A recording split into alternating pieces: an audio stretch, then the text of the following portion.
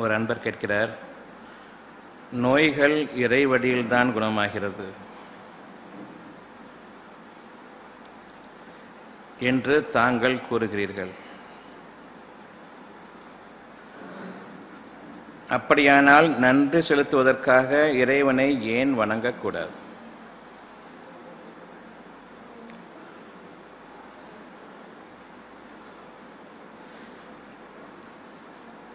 நன்றி செலுத்துவதற்காக இறைவனை ஏன் வணங்கக்கூடாது? நோய்கள் இறைவன் வழியில் குணமாகிறது என்று நீங்கள் கூறுகிறீர்கள். ஆகவே இந்த கேள்வியை எழுதிய இவர் நோய்கள் இறைவழியில் குணமாகின்றன என்பதை நான் கூறவில்லை, நீங்கள் கூறுகிறீர்கள். தாங்கள் தான் கூறுகிறீர்கள், நான் அதை நம்பவில்லை.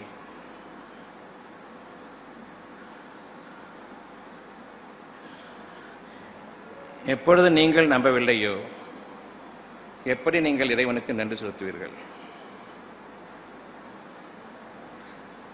நீங்கள் நம்புகிறீர்களா இல்லையா? அப்படி என்றால் ஏன் தாங்கள் கூறுகிறீர்கள் என்று கூறினீர்கள்? அறிந்து கொள்ளும் விதத்திலும் புரிந்து கொள்ளும் விதத்திலும் பல குளறுபடிகள்.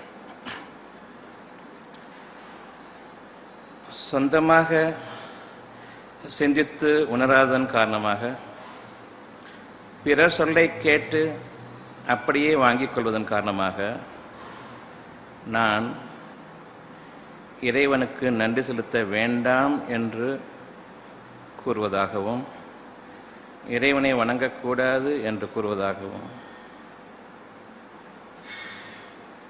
தாங்கள் கூறுகிறீர்கள்.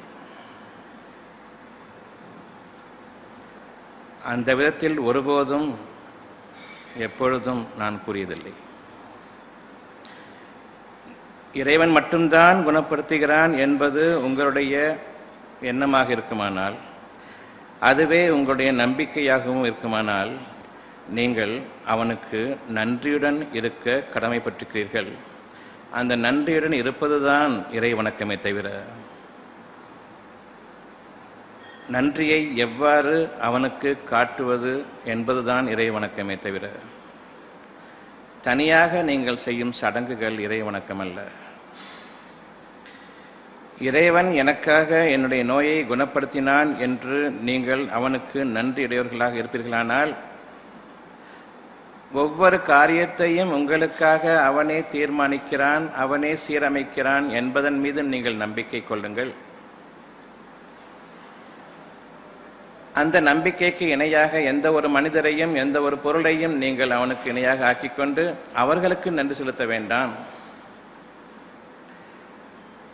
மனிதர்கள் மூலமாகத்தான் இறைவன் நன்றி செலுத்துகிறான் என்பதும் உங்களுக்கு ஒரு இறை அத்தாட்சியாக இருக்குமானால், அந்த மனிதருக்கு நீங்கள் நன்றியுடன் இருங்கள். அந்த மனிதருக்கு அடிமையாகி விடாதீர்கள். இறைவனுக்கு மட்டுமே நாம் அடிமைகள். நமக்கு எஜமானன் இறைவனை தவிர வேறு எவரும் இல்லை.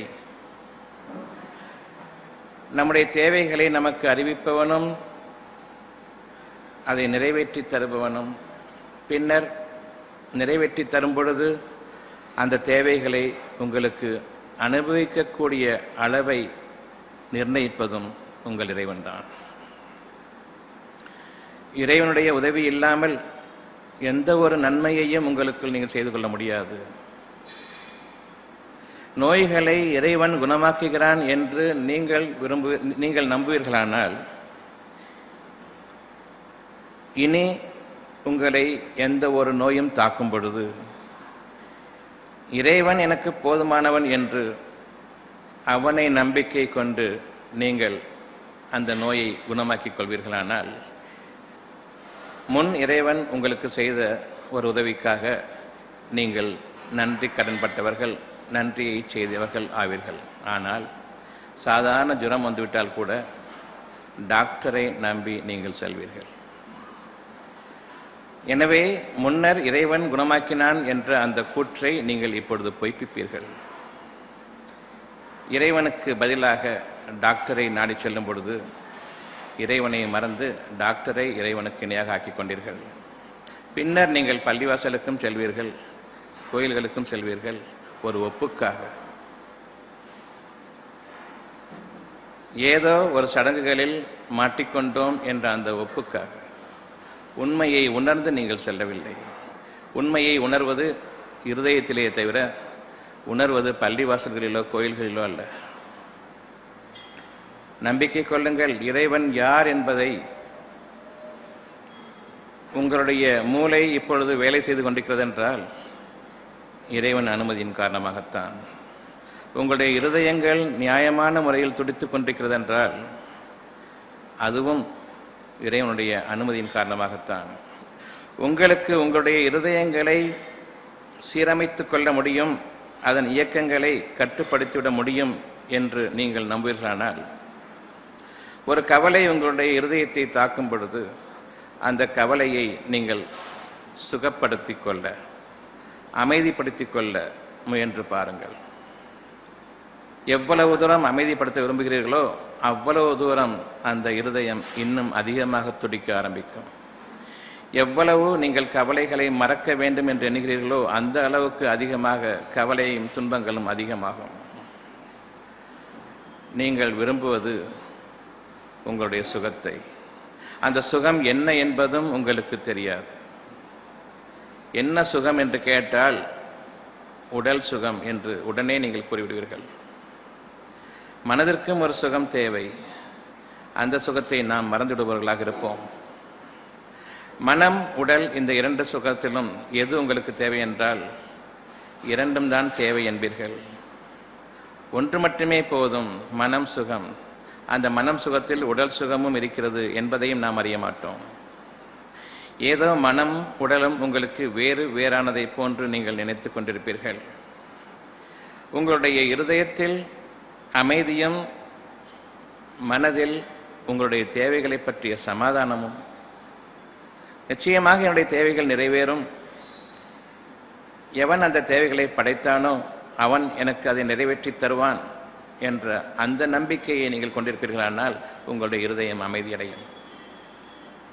மாறாக நான் என்னுடைய சுகத்தை தேடுவேன் என்று நீங்கள் உங்களுடைய முயற்சியை கொண்டு செல்வீர்களானால் அங்கு உங்களுக்கு முதலாக உங்களுடைய முதல் எடுப்பிலேயே உங்களுடைய தன்மானம் பறிபோகும். ஏனென்றால் மனிதர்களை நம்பி எப்பொழுது ஒரு காரியத்தில் இறங்குகிறீர்களோ மனிதர்களின் உதவியை நீங்கள் நாட ஆரம்பித்து விட்டீர்கள். மனிதர்களிடம் எந்த உதவியை நீங்கள் நாடினாலும் அவர்கள் உங்களை இழிவாக அன்றி பார்க்க மாட்டார்கள், தங்களுக்கு கீழாக அன்றி அவர்கள் உங்களை மதிக்க மாட்டார்கள். எப்பொழுது ஒருவரிடம் உதவி தேடி போய்விட்டோமோ அப்பொழுதே நாம் அவர்களுக்கு கீழாகிவிட்டோம். இறைவன் உங்களுக்காக கொடுத்த ஒரு அழகான ஒரு அன்பளிப்பு, ஒரு தேவை. அந்த தேவையில் உங்களுக்கு மனம் அமைதியும் இருக்கிறது, மனம் சமாதானமும் இருக்கிறது, உடலுக்கு சுகமும் இருக்கிறது. இந்த மன சுகத்தையும் உடல் சுகத்தையும் ஒரு சேர கொண்டிருப்பதுதான் இறைவன் உங்களுடைய இருதயத்தில் தோற்றுவிக்கும் ஒரு தேவையாகும்.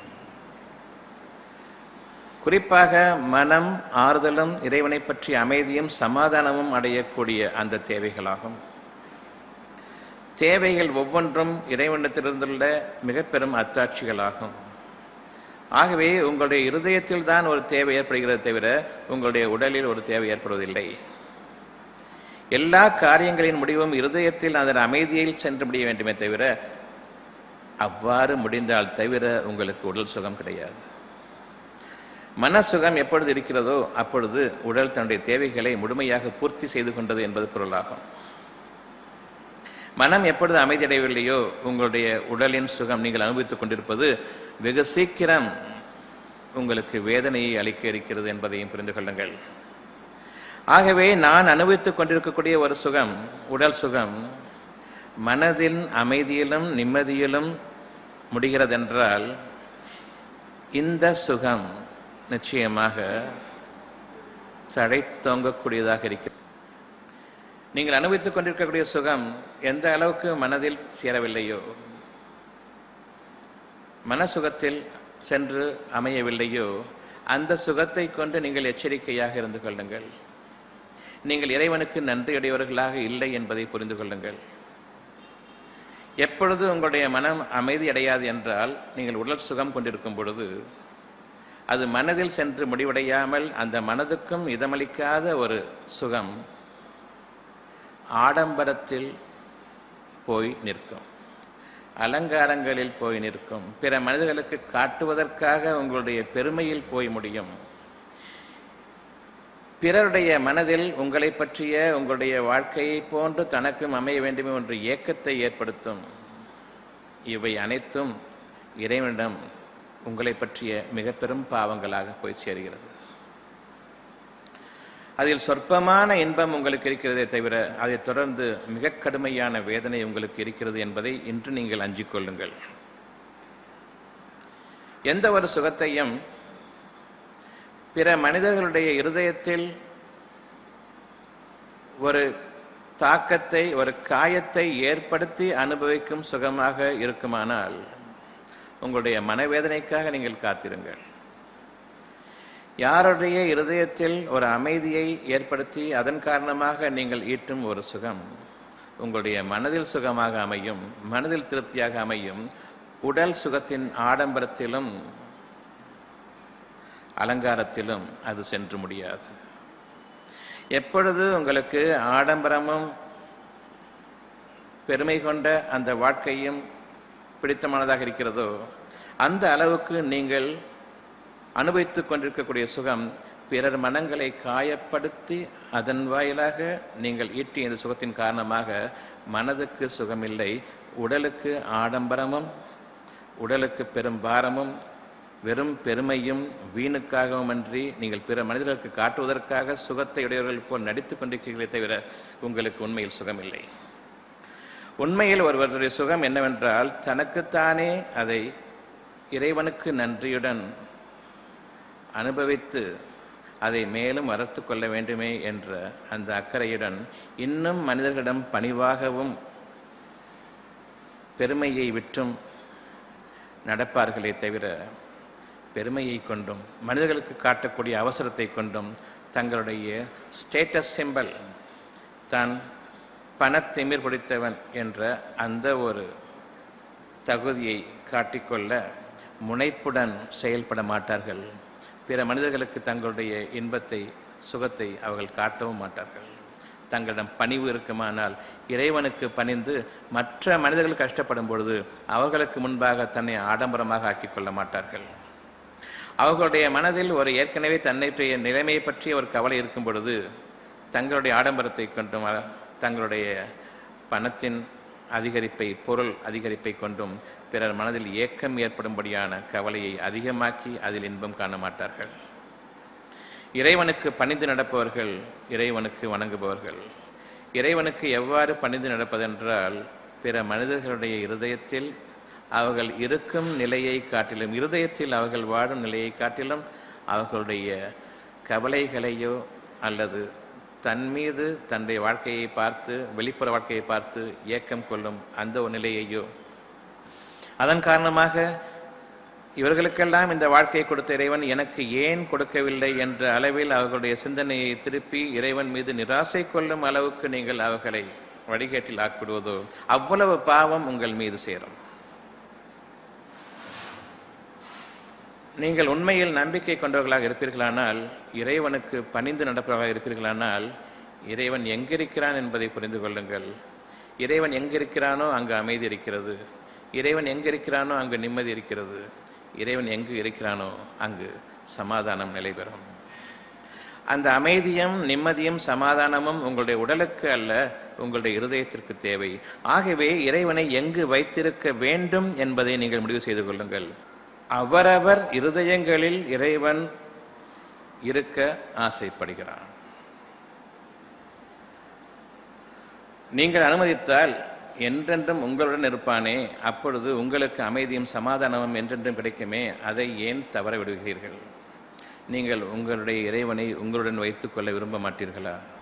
நீங்கள் உங்களுடைய இறைவனுடைய உதவியை எப்பொழுதும் தேவைப்பட்டவர்களாக இருக்கிறீர்கள் என்பது இறைவனுடைய வாக்காக இருக்கிறது. ஆனால் உங்கள் இறைவனோ எவரிடத்தும் தேவையில்லாதவன். எதற்காக நமக்கு இறைவன்? நம்முடைய தேவைகளுக்காகவா அல்லது தேவைகள் இல்லாத நிலையில் உங்களுக்கு இறைவன் தேவையா? நம்முடைய தேவைகள் எந்த அளவுக்கு இருக்கிறதோ அந்த அளவுக்கு நமக்கு இறைவனுடைய நெருக்கம் தேவை. இதற்கு உதாரணம் தேவையே இல்லை. நீங்கள் கஷ்டத்தில் இருக்கும் பொழுதுதான் இறைவனை நினைக்கிறீர்கள். உங்களுக்கு சுகம் கொடுத்து விட்டால் இறைவனை மறந்து விடுகிறீர்கள். மனிதர்களை நம்ப ஆரம்பித்து விடுகிறீர்கள்.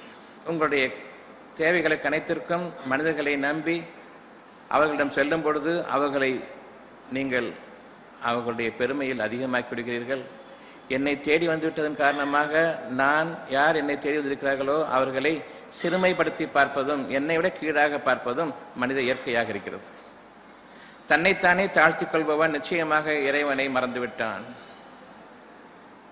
இறைவனை மறந்துவிட்டவர்களுக்கு இறைவனும் இல்லை.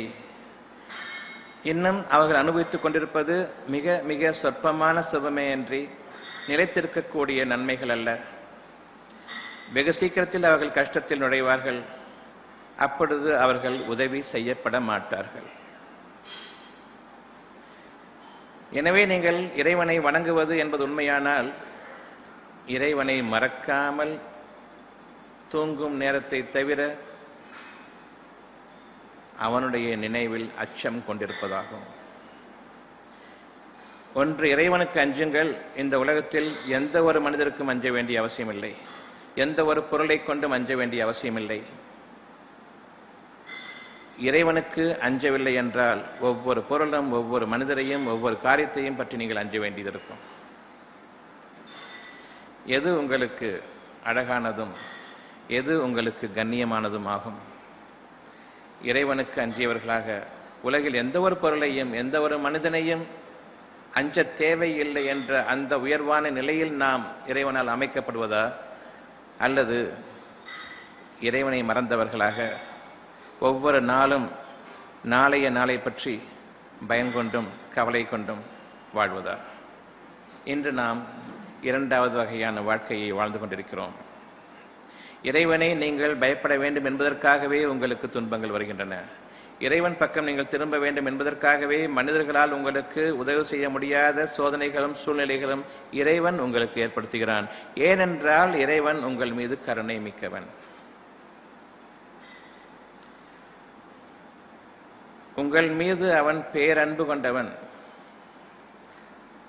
அவனை எவ்வளவுதான் நீங்கள் உதாசீனப்படுத்தினாலும் உங்கள் மீது கொண்டிருக்கக்கூடிய கருணையின் காரணமாகவும் அன்பின் காரணமாகவும் அவற்றையெல்லாம் பொறுத்து கொண்டவனாகவும் உங்கள் மீது பொறுமை மிக்கவனாகவும் தன்புறம் திருப்புவதற்காக சிறிய சோதனைகளை, நீங்கள் சம்பாதித்ததிலிருந்து ஒரு சிறிய சோதனையை உங்களை அனுபவிக்கும்படி செய்கிறான். அப்பொழுதும் நாம் மனிதர்களை நாடித்தான் செல்கிறோம். இறுதியாக மனிதர்கள் உங்களுடைய சோதனைகளுக்கு யார் உதவுவார்கள் என்று நினைத்தீர்களோ அந்த மனிதர்கள் உங்களை கைவிட்டு விடும் பொழுது இறைவன் பக்கம் திரும்புகிறீர்கள். இறுதியாக உங்களுடைய நிலை உங்களுடைய கைகளை மிஞ்சிவிட்ட பொழுது நீங்கள் திரும்பக்கூடிய நிலையில் இறைவனை நம்பக்கூடிய அந்த ஒரு நிலையை உங்களுடைய சோதனையின் ஆரம்ப காலத்திலேயே நீங்கள் மேற்கொண்டிருந்தால் எவ்வளவு நன்மையாக இருந்திருக்கும். சோதனைகள் ஏற்படுவதற்கு முன்பாகவே நாம் இறையச்சத்துடனும் இறை உணர்வுடனும் நடந்து கொண்டிருந்தால் சோதனைகள் என்ற பேச்சே நமக்கு கிடையாது. ஆகவே சோதனைகளும் வேதனைகளும் வருவதற்கு முன்பாகவே நாம் இறைவனை அஞ்சிக் கொள்வோம். இறைவனை எவ்வாறு அஞ்சுவது, எவ்வாறு பயப்படுவது? இறைவனை பார்த்ததும் இல்லை, கேள்விப்பட்டதும் தான் இருக்கிறோம். அந்த கேள்விப்பட்டது எந்த அளவுக்கு உண்மை என்பதும் நமக்கு தெரியாது. இந்த நிலையில் உருவத்தின் அடிப்படையிலும் இறைவனை பயப்பட முடியவில்லை, உருவம் இல்லாததன் அடிப்படையிலும் இறைவனை பயப்பட முடியவில்லை. இனி என்ன செய்வது? பயப்படுவது என்றால் என்ன? உங்களை சுற்றிலும் வேதனைகள் இருக்கிறது. மனிதர்கள் வேதனைப்பட்டுக் கொண்டிருக்கிறார்கள். அவர்களுக்கு மனிதர்களின் உதவி இல்லை. எல்லோரும் பட்டுக் கொண்டிருக்கக்கூடிய வேதனை தான் அவர்களும் பட்டுக் கொண்டிருக்கிறார்கள்.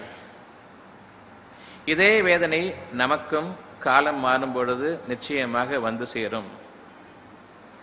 எப்பொழுது நம்முடைய கண்களுக்கு முன்னால் ஒரு சோதனையான நிகழ்ச்சி ஏற்பட்டு விட்டதோ, உங்களுக்கு காண்பிக்கப்பட்டதன் காரணம் ஒரு எச்சரிக்கைக்காக. உங்களுக்கு சமீபமாக சம்பவித்துக் கொண்டிருக்கிறது, உங்களை வந்து அடையாது என்று நீங்கள் வாழாவிருந்துவிட வேண்டாம். காட்டப்பட்டது வீணுக்காக அல்ல, உங்களை நெருங்க வேண்டியது நெருங்கிவிட்டது என்பதை நீங்கள் பயப்பட வேண்டும் என்பதற்காக. ஒரு ஆக்சிடென்ட் நடக்கிறது என்றால் அது அவருக்கு நேர்ந்ததல்ல, உங்களுக்கான ஒரு எச்சரிக்கைக்காகவே உங்கள் கண் முன்னால் காட்டப்பட்டிருக்கிறது. இன்று உலகம் முழுவதும் ஒரு டிவி பெட்டியில் வந்துவிட்டது. ஒவ்வொரு நிகழ்ச்சியையும் கண்களால் பார்த்துக் கொண்டிருக்கிறீர்கள். ஒவ்வொரு எச்சரிக்கையும் அறிவிப்பும் இறைவனிடமிருந்து உங்களுக்கு நேரடியாக வந்து கொண்டிருக்கிறது. அது அவர்களுக்கு நடந்ததல்ல, உங்களுக்கு வர வேண்டியிருக்கிறது. உங்களுக்கு வந்துவிட்டால் அதே நிகழ்ச்சி, அதே ஒரு கேடு, அந்த ஒரு வேதனை உங்களுக்கு வந்துவிட்டால் சற்று சிந்தித்து பாருங்கள். இப்பொழுது ஏற்படும் இந்த பயம், இறைவனின் பக்கம் திரும்புங்கள். நீங்கள் தடுத்து நிறுத்திவிட முடியாது. ஆகவே வருவதற்கு முன்பாக நீங்கள் உங்களுடைய இறைவன் உங்களுக்கு அத்தாட்சிகளாக காட்டும் பொழுது வந்துவிடக்கூடாதே என்ற பயத்துடன் மனிதர்கள் இதை தடுத்துவிட முடியாது. நிச்சயமாக வந்துவிட்ட பிறகு கை கால்களை அமைக்கி விட்டுக் கொண்டிருக்கலாம், பணம் செலவழிக்கலாம், தூக்கி கொண்டு ஆஸ்பத்திரிக்கு போகலாம், அங்கு டாக்டர் என்னை கொலை செய்துவிடலாம்.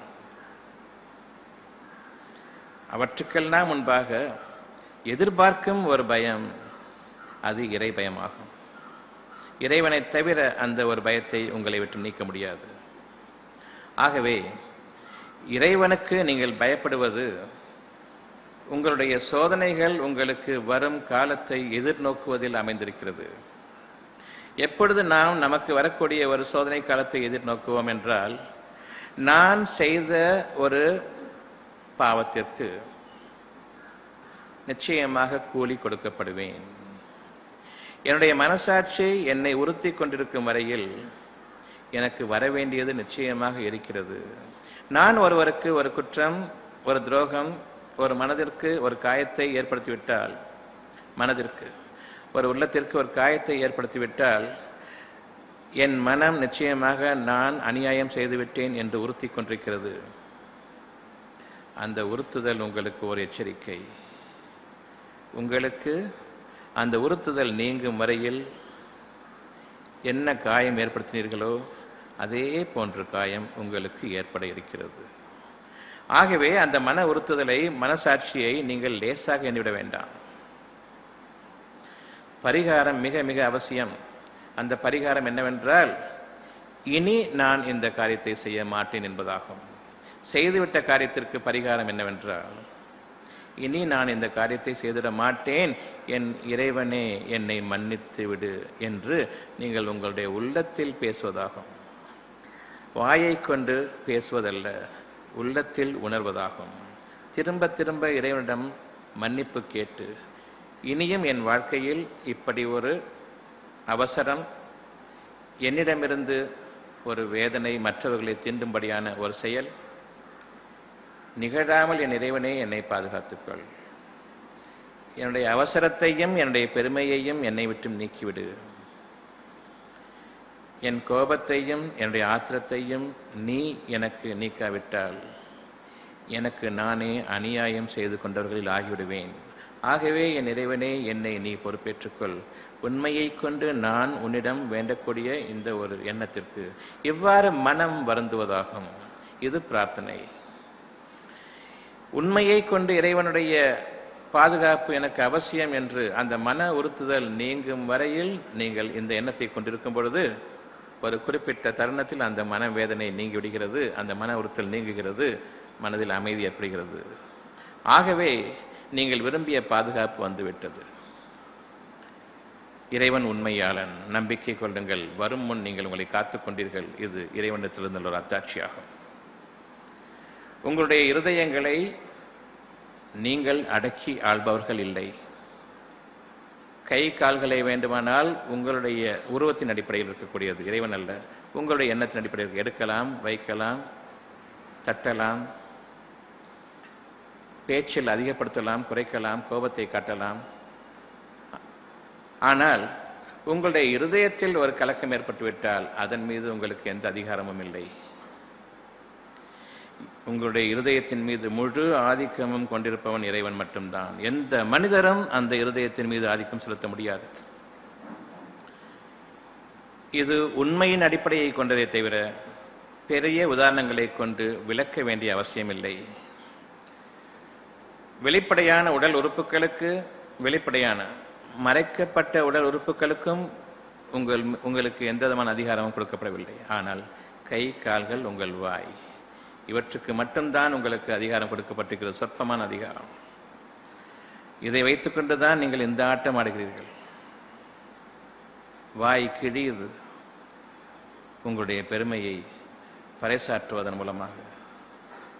இறைவனை மறுத்து உங்களை பெருமைக்குள்ளாக்கி கொள்ளக்கூடிய அந்த உங்களுடைய மூளை, இருதயத்திற்கு அப்பாற்பட்டு வேலை செய்கிறதே அந்த மூளை. இறைவனுக்கு எதிராக வேலை செய்யக்கூடிய உங்களுடைய கை, கால்களை இயக்கக்கூடிய அந்த மூளை மிக கெட்ட உறுப்பு என்பதை நீங்கள் அறிந்து கொள்ளுங்கள். உங்களுடைய அறிவு அந்த மூளையை இயக்குகிறது. ஆகவே உங்களுடைய அறிவு, பெருமை அனைத்தும் உங்களுடைய கை, கால்களையும் உங்களுடைய வாய்களையும் உங்களுக்கு எதிராக சாட்சி சொல்லக்கூடிய நாளை கொண்டு வரும். உங்களுடைய வேதனையை நீங்கள் எதிர்நோக்கும் பொழுது நிச்சயமாக நீங்கள் உங்களுடைய வேதனையிலிருந்து உங்களை காத்துக்கொள்ள சக்தி பெற மாட்டீர்கள். உங்களுடைய கையும் காலும் வாயும் உதவாது. இப்படிப்பட்ட சூழ்நிலையை நாம் சென்று சாதித்துக் கொண்டிருக்கிறோம்.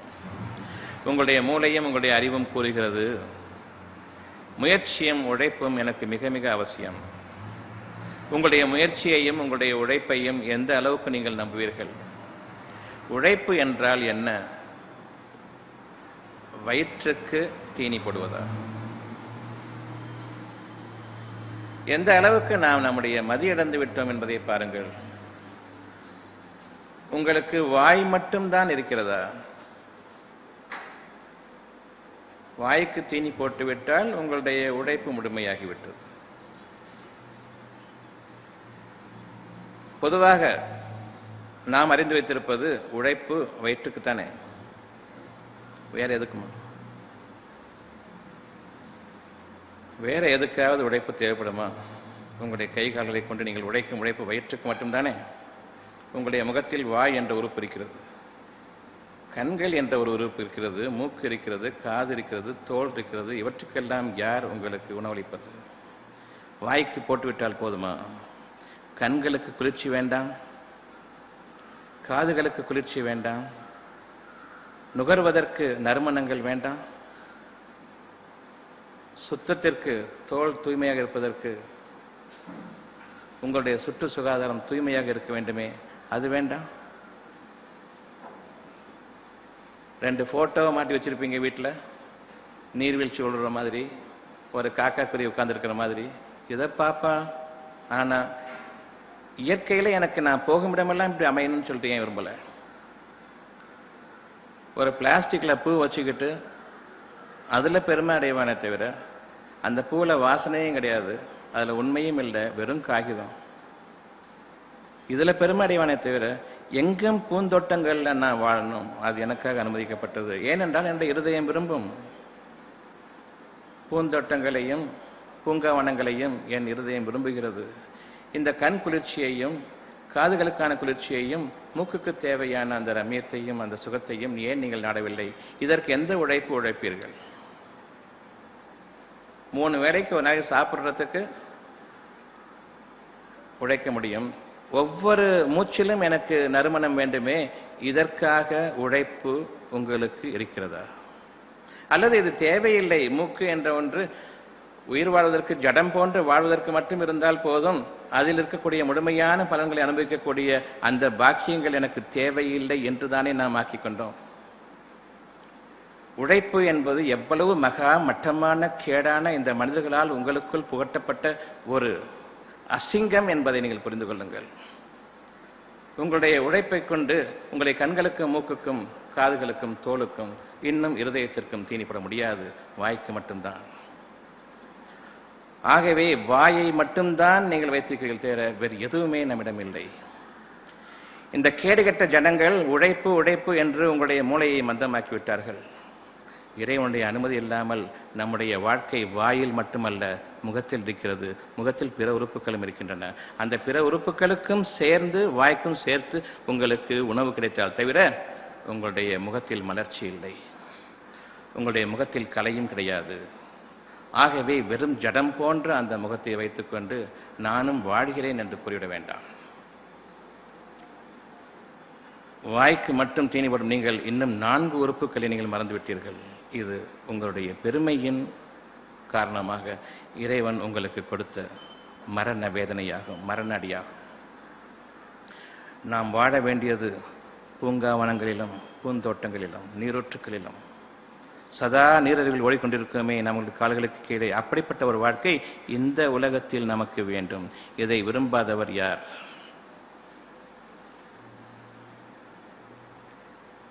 இந்த மகாமட்டமான இந்த அறிவை, உழைப்பு என்ற அந்த எண்ணத்தை கைவிட்டு விடுங்கள். பெருமையின் பிரதிபலிப்பாகும். என் இறைவனே, நான் என் பெருமையின் காரணமாகவும் என்னுடைய கைகளையும் கால்களையும் நம்பியதன் காரணமாகவும் மிகவும் முடைப்பட்டவனாக ஆகிவிட்டேன். கண்களாலும் மூக்காலும் காதுகளாலும் தோளாலும் உணர்விழந்தவனாக ஆகிவிட்டேன். எனக்கு இந்த தண்டனை போதுமானது. உணர்வுகளை எனக்கு புதுப்பித்துக் கொடு. என்னுடைய தேவைகளை எனக்கு நிறைவேற்றக்கூடிய ஞானங்களை எனக்கு கொடு. எக்காலத்திலும் குறைவில்லாத மகிழ்ச்சியுடைய சமாதானமும் அமைதியும் தானே தடைக்கக்கூடியதும் இன்னும் அதிகமாகக்கூடியதுமான இந்த மகத்தான பாக்கியத்தை என் இறைவனை நீ எனக்கு கொடு. இந்த வேதனையை நாம் இன்று அனுபவித்துக் கொண்டிருக்கும் நிலையிலேயே அதனை மறந்தவர்களாகவும் ஏதோ வாழ்ந்து கொண்டிருக்கிறோம் என்று கூட நினைக்காமல் சுகமாக வாழ்ந்து கொண்டிருக்கிறேன் என்னுடைய முயற்சியின் காரணமாகவும் என்னுடைய கேடுகட்ட இந்த படிப்பின் காரணமாகவும் என்னுடைய உழைப்பின் காரணமாகவும் என்று எண்ணிக்கொண்டிருக்கிறோமே, இந்த கல்வி அறிவு உங்களை நாசமாக்கிவிட்டது. அப்படியானால் இந்த கல்வி அறிவை என்ன செய்வது என்று நீங்கள் கேட்கிறீர்கள். நீங்கள் தேடிக்கொண்ட வினையின் பலனை இன்னும் சில காலத்துக்கு அனுபவியுங்கள். இந்த உழைப்பை கொண்டும் இந்த நாசத்தை கொண்டும் இன்னும் சற்று உங்களை வருத்தி கொண்டு வாருங்கள். ஆனால் இப்பொழுது நீங்கள் திருந்துவீர்களானால் ஞானங்களை கொண்டு அவன் உங்களை உயர்த்தும் பொழுது இந்த கல்வி அறிவை கொண்டு நான் வாழக்கூடிய இந்த வாழ்நாட்களை நான் மறந்துவிடக்கூடிய காலம் வெகு சீக்கிரமாக சமீபமாக அமைய இருக்கிறது. அப்பொழுது நான் என்னுடைய பழைய வாழ்க்கையில் இருக்க மாட்டேன். சொர்க்க பூங்காவனங்களில் நான் திளைத்திருப்பேன். அப்படிப்பட்ட ஒரு வாழ்க்கை எனக்கு தேவை. இதெல்லாம் சாத்தியமா என்று நீங்கள் கேட்பதற்கு முன்பாக இது உங்களுக்கு விருப்பமா இல்லையா என்பதற்கு பதில் சொல்லுங்கள். விருப்பம்தான் என்றால் அது இறைவன் தோற்றுவித்ததாகும். சாத்தியமில்லாததன் மீது விருப்பம் எப்படி ஏற்படும்? உண்மையை கொண்டு இறைவன் உங்களுக்கு அறிவிக்கிறான். எனவே நீங்கள் சாத்தியமில்லை என்று கூறினாலும் நீங்கள் விரும்புவீர்கள், விரும்பவும் வேண்டும். இது இறைவனுடைய வாக்குறுதி. இறைவன் தன்னுடைய காரியத்தில் வெற்றியாளன். தான் விரும்பியதை அங்கு விருப்பத்தை ஏற்படுத்தியே ஆகுவான். நீங்கள் நம்பிக்கை கொண்டாலும் சரி, நம்பிக்கை கொள்ளாவிட்டாலும் சரி. ஆகவே நீங்கள் இறைவனை மறுக்காதீர்கள். இது இறைவனுக்கு நன்றியுடையதாகும். எப்பொழுது நீங்கள் மனிதர்களை நம்ப மாட்டீர்களோ நீங்கள் இறை வணக்கத்தில் ஆகிவிட்டீர்கள். எப்பொழுது நீங்கள் மனிதர்கள் தான் உதவுவார்கள் என்று ஒவ்வொரு காரியத்திற்கும் மனிதர்களும் செல்வீர்களோ அப்பொழுது நீங்கள் இறைவனை தவற விட்டு விட்டீர்கள் அல்லது மறந்து விட்டீர்கள். இறைவனை அஞ்ச வேண்டிய முறைப்படி அஞ்சிக் கொள்ளுங்கள். எதிர்காலத்தை பற்றி அஞ்சுவது இறைவன் உங்களுக்கு தன்னை பற்றி அறிவிக்கும் அச்சமாகும். உங்களுடைய அறிவை கொண்டு கவலையும் பயமும் மீதம் இருக்கிறது. உங்களுடைய அறிவு போதாது. நீங்கள் எதை பயப்படுகிறீர்களோ அது நிச்சயமாக உங்களுக்கு வர வேண்டியிருக்கிறது. ஆகவே நீங்கள் உண்மையை கொண்டு சற்றே சிந்தித்து பார்ப்பீர்களானால் உங்களுடைய அறிவை கொண்டு உங்களுடைய கவலையை நீக்கிக் கொள்ள முடியாது. உங்களுடைய ஒரு எதிர்பார்ப்பை கொண்டு நீங்கள் இன்று நிச்சயமாக அது நடக்கும், நமக்கு உரியது என்று சமாதானம் ஆகிவிட முடியாது. சதா சர்வ நேரமும் உங்களை கவலை சூழ்ந்து கொண்டிருக்கிறது. அதை மறப்பதற்கு முயற்சி செய்யாதீர்கள். உங்களால் முடியாதது இறைவனால் முடியும். இறைவனை நம்பிக்கை கொள்ளாதவர்கள் மனிதர்களில் எவரும் படைக்கப்படவில்லை. ஆகவே நீங்கள் இறைவனை நம்பிக்கை கொள்வது உண்மையானால், கடவுளை நான் ஏற்றுக்கொண்டேன் என்பது உண்மையானால், தெய்வம் நிச்சயமாக இருக்கிறது என்று நம்புகிறீர்களே அந்த ஒரு வார்த்தை உண்மையானால் இறைவனை நம்புங்கள். உங்களுடைய ஒவ்வொரு தேவைக்கும் இறைவனை முன்னிறுத்துங்கள். நீங்கள் முயலாதீர்கள். அவனுக்கு முன்பாக நீங்கள் முயலாதீர்கள். உங்களுடைய முயற்சியில் நீங்கள் விரும்புவதை அடைய முடியாது. சிந்தித்து பாருங்கள். கண்களும் காதுகளும் மூக்கும் வாயும் உங்களுடைய முகத்தில் இருக்கின்றது.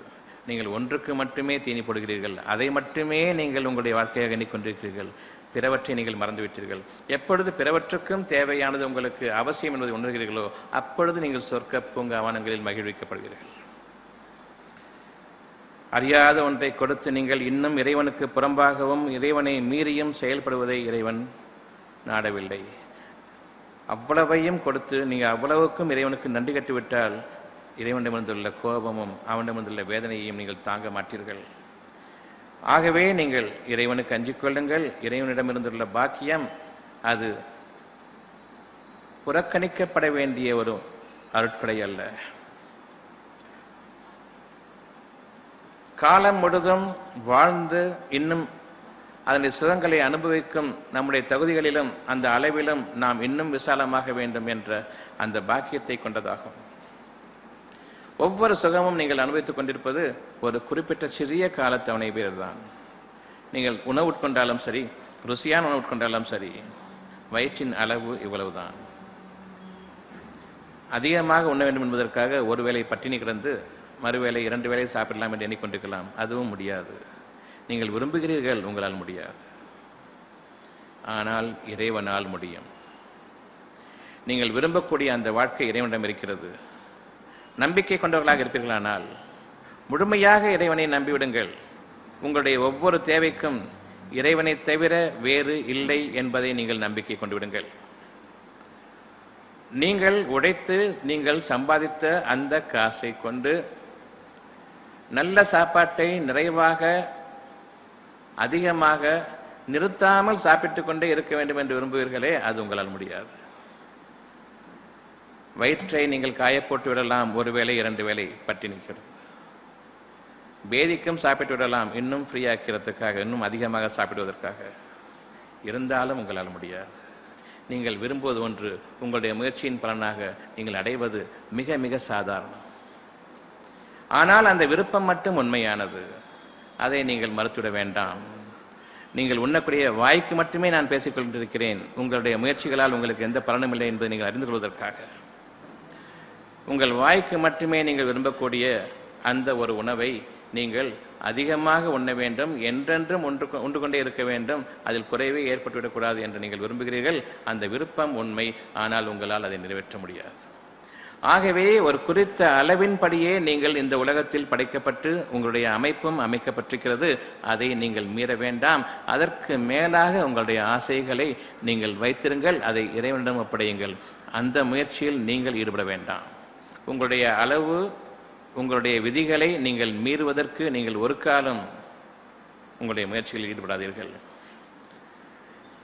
இதை போன்றே, இந்த சாப்பாட்டை போன்றே, இந்த சுகத்தை அனுபவிக்கக்கூடிய பொருள்களை வாங்குவதற்காக நீங்கள் சேகரித்து வைத்திருக்கும் பணம், பொருள்கள்,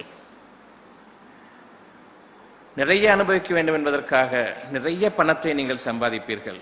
உங்களுடைய முயற்சி, அதை அனுபவிப்பதற்கு உங்களுடைய உடல் வலிமை கிடையாது. ஒரு சிறு நோய் போதும், அவ்வளவையும் பார்த்து கொண்டிருக்க முடியுமே தவிர வாயில் ஒன்றையும் வைக்க முடியாது. பார்த்து பார்த்து ஏங்கி சாகலாமே தவிர அதை நீங்கள் உண்ணுவதோ அதை அனுபவிப்பதோ முடியாது. உங்களுடைய அளவு நிர்ணயிக்கப்பட்ட அளவாகும். வெளிப்படையான பொருள்கள் அனைத்துமே அளவிடப்பட்டதாகும். அந்த அளவு உங்களுக்கு பூர்ணமானதும் பூர்த்தியானதும் ஆகும். ஆனால் நீங்களோ அதை அதிகரித்துக் கொள்ள விரும்புகிறீர்கள், உங்களுடைய இயற்கைக்கு மாறாக.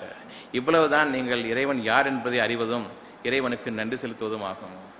இறைவன் உங்களுக்கு இவ்வளவுதான் அளவு என்று குறிப்பிட்ட பிறகு எனக்கு இவ்வளவு அளவு இருக்கிறது என்று நீங்கள் இறைவனுக்கு மாறாக எண்ணிக்கொண்டு இறைவனை நீங்கள் தரம் தாழ்த்தி உங்களை இறைவனுக்கு அவனுடைய அளவுக்கும் அதிகமாக நீங்கள் உங்களை ஆக்கிக் கொண்டு வாழ்ந்துட முடியும் என்று எண்ணுகிறீர்களே, அந்த முடிவுக்கு ஒரு முடிவு கட்டுங்கள். நீங்கள் இறைவனுக்கு நன்றியுடையவர்கள். உங்களுடைய கோயில்களிலும் பள்ளிவாசல்களிலும் சர்ச்சுகளிலும் நீங்கள் வணங்குவது இறை வணக்கம் அல்ல, அது இறைவனுக்கு செய்யக்கூடிய ஒரு துரோகம், இறைவனை ஏமாற்றக்கூடிய ஒரு சடங்கு, அர்த்தமில்லாத ஒரு வீண் முயற்சி. இதுதான் பள்ளிவாசல்களில் நடந்து கொண்டிருக்கிறது, கோயில்களிலும் சர்ச்சுகளிலும். இதை தவிர வேறு எதுவும் நடைபெறுவதில்லை. உங்களுடைய பிரார்த்தனை இறைவனிடம் சேராது. ஒருபோதும் நீங்கள் அதன் மீது நம்பிக்கை கொள்ள முடியாது. உங்களுடைய கவலை நீங்க வேண்டுமென்றால் இருதயத்தின் மீது ஆதிக்கம் செலுத்தக்கூடிய அந்த ஒரே இறைவனை நீங்கள் வணங்குவது உண்மை இறைவனைத்தான் வணங்குகிறீர்கள் என்பதை எவ்வாறு அறிந்து கொள்வது? இறைவனின் பக்கம் திரும்ப அந்த இருதயத்தில் அமைதி ஏற்பட வேண்டும். அந்த அமைதி நிலைத்ததாக நிற்க வேண்டும். அந்த நிலை ஏற்படும் வரையில் நீங்கள் இறைவனை வணங்கவில்லை, உண்மையான இறைவனை நீங்கள் அறியவும் இல்லை. கற்றுக் கொடுக்கப்பட்ட இறைவனை நீங்கள் சடங்காக ஆக்கிக்கொண்டு வெற்று பிரார்த்தனைகளிலும் முயற்சிகளிலும் ஈடுபடுகிறீர்கள். எனவே உங்களுடைய கவலை நீங்காது. இறைவனை பார்த்த பிறகு மீண்டும் மனிதர்களிடம் செல்வீர்கள். மனிதர்கள் முடியாது என்ற பிறகு மீண்டும் இறைவனிடம் செல்வீர்கள். நீங்கள் மனிதர்கள் பக்கமும் உதவி செய்யப்பட மாட்டீர்கள். இறைவனும் உங்களை விட்டு ஒதுங்கிவிட்டான். இந்த நிலையை நீங்கள் அறியாதவர்கள் இல்லை. உங்களுடைய நோய்களின் காரணமாக ஐசியூவில் எமர்ஜென்சி வார்டில் சேர்த்ததுக்கு அப்புறம் டாக்டரும் கைவிட்டுவார். இறைவனும் உங்களுடைய பிரார்த்தனையை ஏற்றுக்கொள்வதில்லை. ஏனென்றால் நாம் நயவஞ்சகர்கள் என்பது நமக்கு நன்றாக தெரியும். இதற்கு முன்பாக பல சூழ்நிலைகள் கடந்துவிட்டன. மிக பெரும் துயரத்தில் மாட்டிக்கொள்ளும் பொழுது இறைவனின் பக்கம் திரும்புகிறோம். அவன் தன் அருளை கொண்டு உங்களுக்கு ஒரு நன்மையை செய்துவிட்டால் அந்த கணமே அவனை அழைக்காதது போலவே நீங்கள் சென்று விடுவீர்கள் உங்களுடைய கேளிக்கைகளின் பக்கம். இறைவனை மறந்து நீங்கள் எந்த ஒரு அழிச்சாட்டியத்திலும் ஆணவத்திலும் பெருமையிலும் ஈடுபட்டிருந்தீர்களோ அந்த பெருமையின் பக்கம் நீங்கள் சென்று விடுவீர்கள். ஏதேனும் துன்பம் ஏற்பட்டால் மட்டும் அந்த நேரத்தில் மட்டும் தர்மம் செய்வீர்கள். துன்பம் நீங்கிவிட்டால் மீண்டும் அந்த துன்பம் வரக்கூடாது என்ற தர்மத்தை தொடர மாட்டீர்கள். வந்தால் பார்த்துக்கொள்ளலாம், இது நீங்கிவிட்டது, ஆகவே இறைவனும் இல்லை என்ற அளவுக்கு மீண்டும் நம்முடைய பெருமையில் அதிகமாகிவிடுவோம். உங்களுடைய தர்மம் எதற்காக உங்கள் மீது விதிக்கப்பட்டிருக்கிறது என்றால் இந்த பொருள் உங்களை விட்டும் நீங்க வேண்டும் என்பதற்காக. உங்களுடைய பொருள் மற்றவர்களுக்கு போய் சேர வேண்டும் என்பதற்காக அல்ல. உங்களுடைய பொருள் தான் உங்களுடைய தரித்திரம். அந்த தரித்திரம் உங்களை விட்டு நீங்க வேண்டும் என்பதற்காகவே உங்களுக்கு செலவுக்கு மேல் செலவு. நீங்கள் அதை பெரும் ஆற்றாமையை கொண்டு அதை சாங்கிக் கொள்வீர்கள். அவ்வாறல்ல, உங்களுடைய தரித்திரம் உங்களை விட்டு நீங்கிறது என்று பொருளாகும். பொருள் அதிகமாகுவது உங்களுக்கு லட்சுமிகரம் என்று கூறுவீர்கள். அவ்வாறல்ல, பொருள் உங்களை விட்டு நீங்குவதுதான் உங்களுடைய தரித்திரம் நீங்குகிறது என்பதும் பொருளாகும். பொருளை கொண்டுதான் உங்களுடைய பெருமை, உங்களுடைய அகங்காரம், உங்களுடைய ஆணவம், இறைவனுக்கு நன்றி கெட்டத்தனம், இறைவனுக்கு எதிரான துரோகம் அனைத்தும் உங்களுடைய பொருளின் அடிப்படையை கொண்டுதான். உங்களுடைய ஸ்டேட்டஸ் சிம்பல் என்று நீங்கள் உங்களுடைய ஆணவத்தை வெளியில் காட்டுவீர்களே, திமிரை காட்டுவீர்களே, அந்த பொருள் உங்களுக்கு கேடு. ஆகவே உண்மையான இறைவன் கூறுகிறான், பொருள் அதிகரிப்பது உங்களுக்கு தரித்திரத்தை அதிகரிக்கிறது. ஆகவே நம்பிக்கை கொள்ளுங்கள். நாம் இதுவரை நம்பிக்கை கொண்டிருந்தது அநியாயத்தையும் அக்கிரமத்தையும் பொய்யையும் உண்மை அல்லாததையுமே. இனி நாம் நம்பிக்கை கொள்ளப்போவது நியாயத்தையும் உண்மையையும். எவராலும் எதிர்க்க முடியாத அந்த ஞானத்தை கொண்டு பேசப்படும் சத்தியத்தை நீங்கள் விரும்புவதாக இருக்க வேண்டும். இதற்கு மாறி, இதற்கு மீறி நீங்கள் எந்த விதமான ஒரு போக்கையும் மேற்கொள்ள வேண்டாம். உங்களுடைய பணத்தை கொண்டு நீங்கள் உங்களுடைய சுகத்தை பெற முடியாது, மன சுகத்தை பெற முடியாது. எத்தனையோ பணக்காரர்கள் உங்கள் கண் முன்பாக தூக்கில் தொங்கிக் கொண்டிருப்பதை நீங்கள் பார்ப்பீர்கள். மனதில் ஒரு வேதனை தீண்டிவிட்டால், மனதில் ஒரு தீ பற்றி கொண்டு விட்டால், அதை இறைவனை தவிர, அவனுடைய அருளை தவிர உங்களுடைய பொருள் ஒரு காலம் அந்த வேதனையை தீர்க்காது. உலகில் இருக்கக்கூடிய நீங்கள் சம்பாதித்தவை உலகம் நிறைய இருந்தாலும், உங்களுடைய பொருள்கள் நீங்கள் சம்பாதித்தவை, நீங்கள் ஈட்டியவை தங்கமாக இருந்தாலும், அந்த தங்கம் உலகம் முழுவதும் பூமி நிறைய உங்களுக்காக இருந்தாலும், அதை போன்ற ஒரு பங்கு தங்கத்தை நீங்கள் வைத்துக் கொண்டிருந்தாலும், உங்களுடைய மன வேதனையிலிருந்து நீங்கள் விடுபட அவ்வளவையும் ஈடாக கொடுத்துவிட நாடுவீர்களே, அந்த ஒரு நிலையை நீங்கள் சற்றே நினைவு கூறுகிறானால் இந்த பணமும் நகையும் எவ்வளவு பெரிய தரித்திரம் என்பதை நீங்கள் அறிவீர்கள்.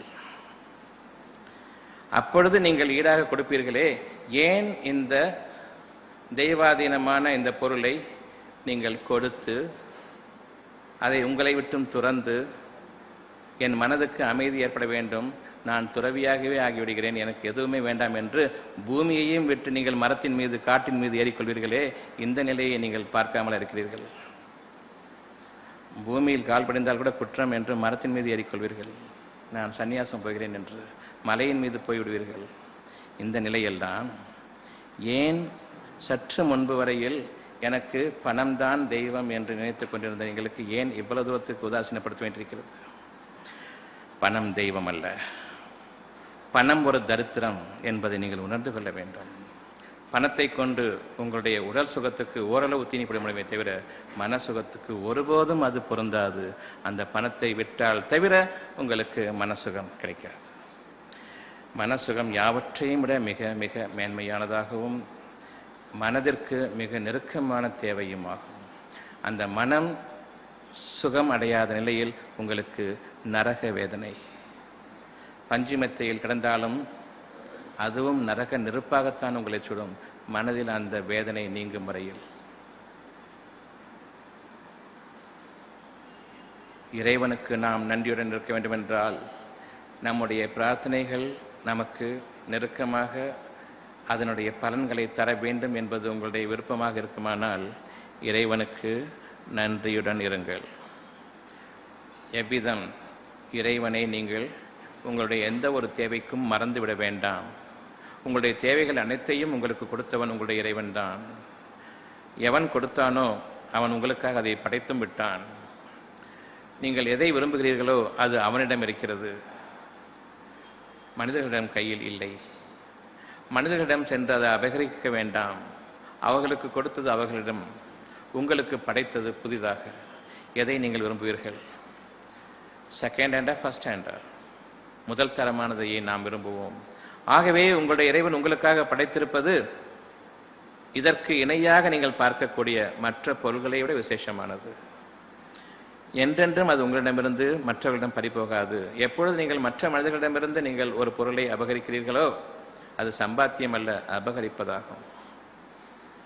ஒரு பொருளை விரும்பிவிட்டால் அதை அடைய வேண்டும் என்பதற்காக மாற்று முறையில் அந்த பொருளை அடைவதாகும். பணத்தை கொண்டு நான் சம்பாதித்தேன் உழைத்தேன் என்று கூறிக்கொண்டு அந்த பணத்தை கொண்டு அந்த பொருளை அபகரிப்பதாகும். வீடு இல்லாமல் மனிதர்கள் அவதிப்பட்டு கொண்டிருக்க ஒருவருக்கு 10,000 ஏக்கர் 10,000 ஹெக்டேர் என்று ஒரு தனி நபர் வைத்துக்கொண்டு மற்றவர்களை அதில் கொத்தடிமையாக்கி வாழக்கூடிய இந்த மனிதர்கள், இவ்வளவு மனிதர்களுடைய இருதயத்தில் அவர்கள் தங்களுடைய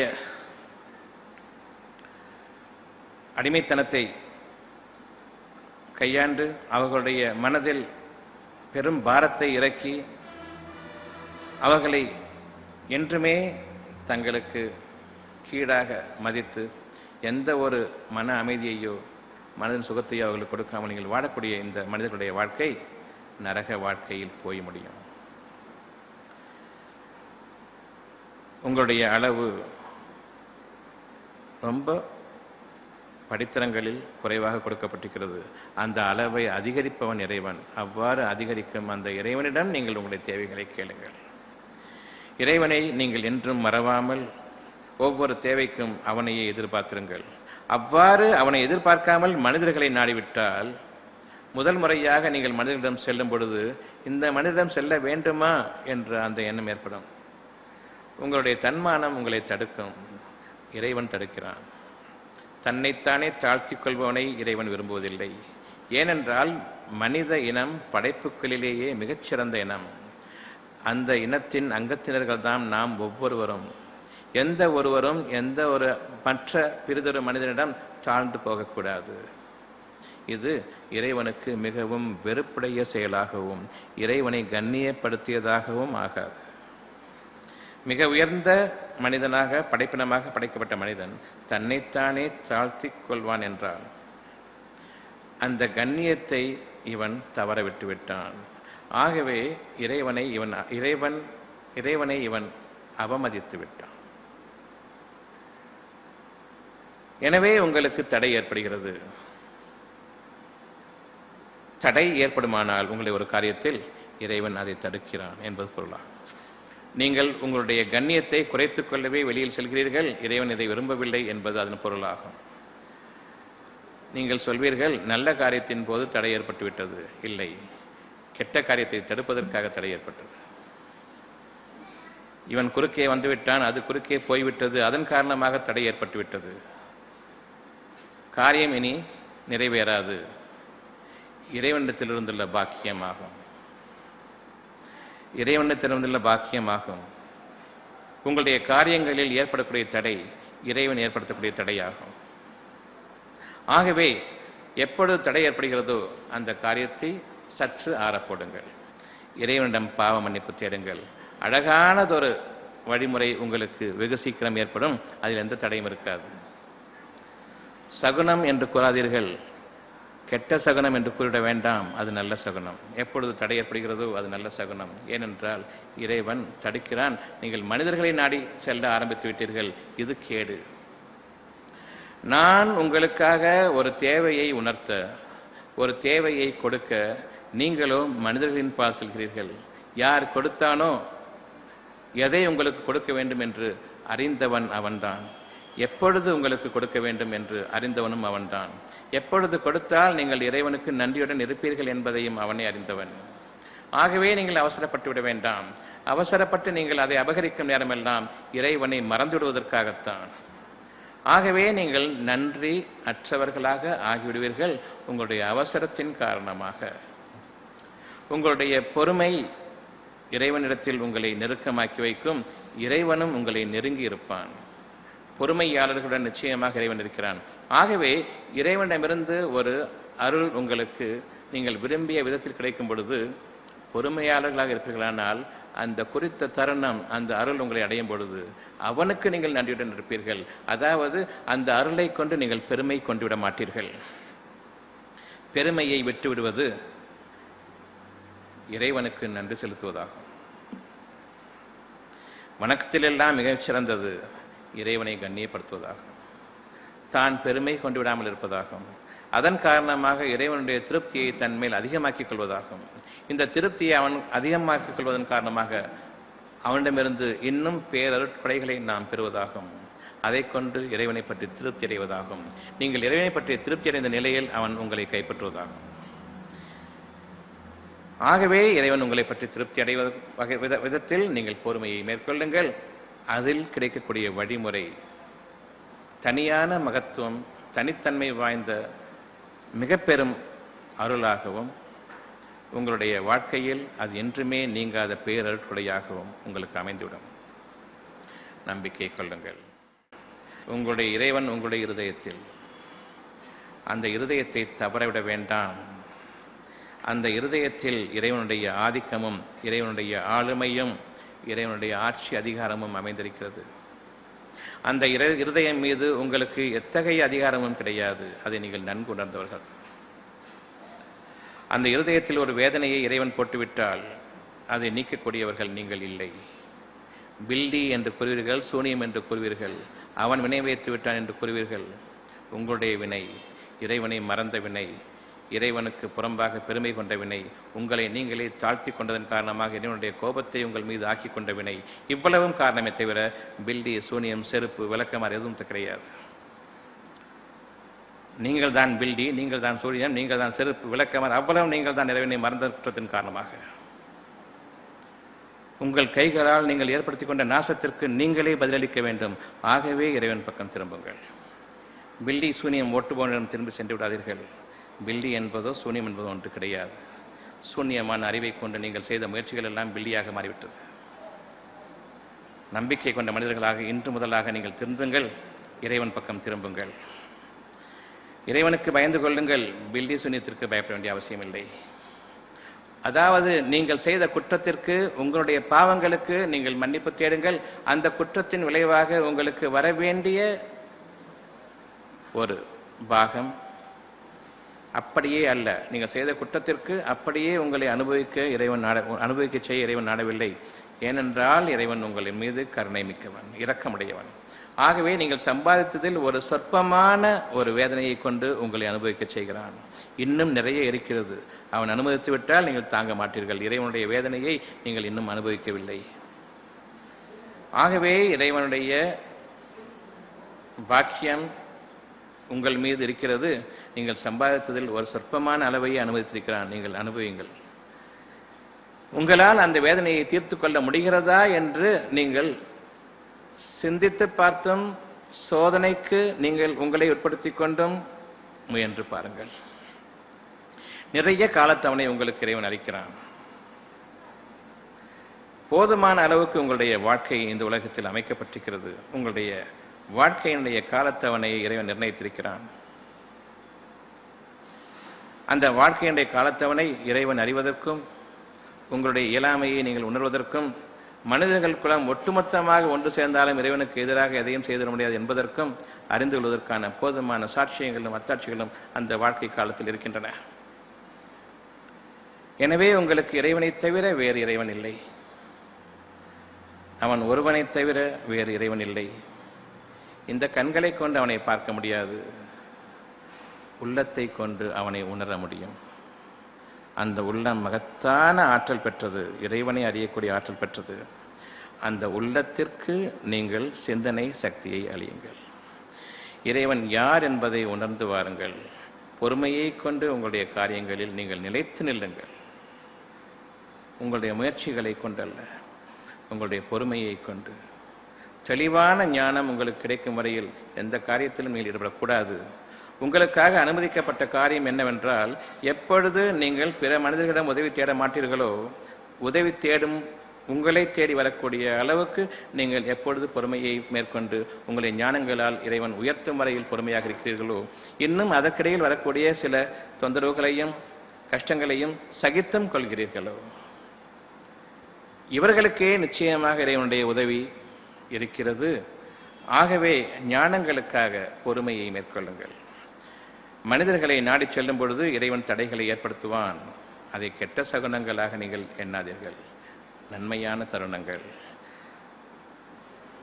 குறுக்கே வந்துவிட்டார், இல்லை, உங்களுடைய குறுக்கு புத்திக்கு ஒரு தடைக்கல்.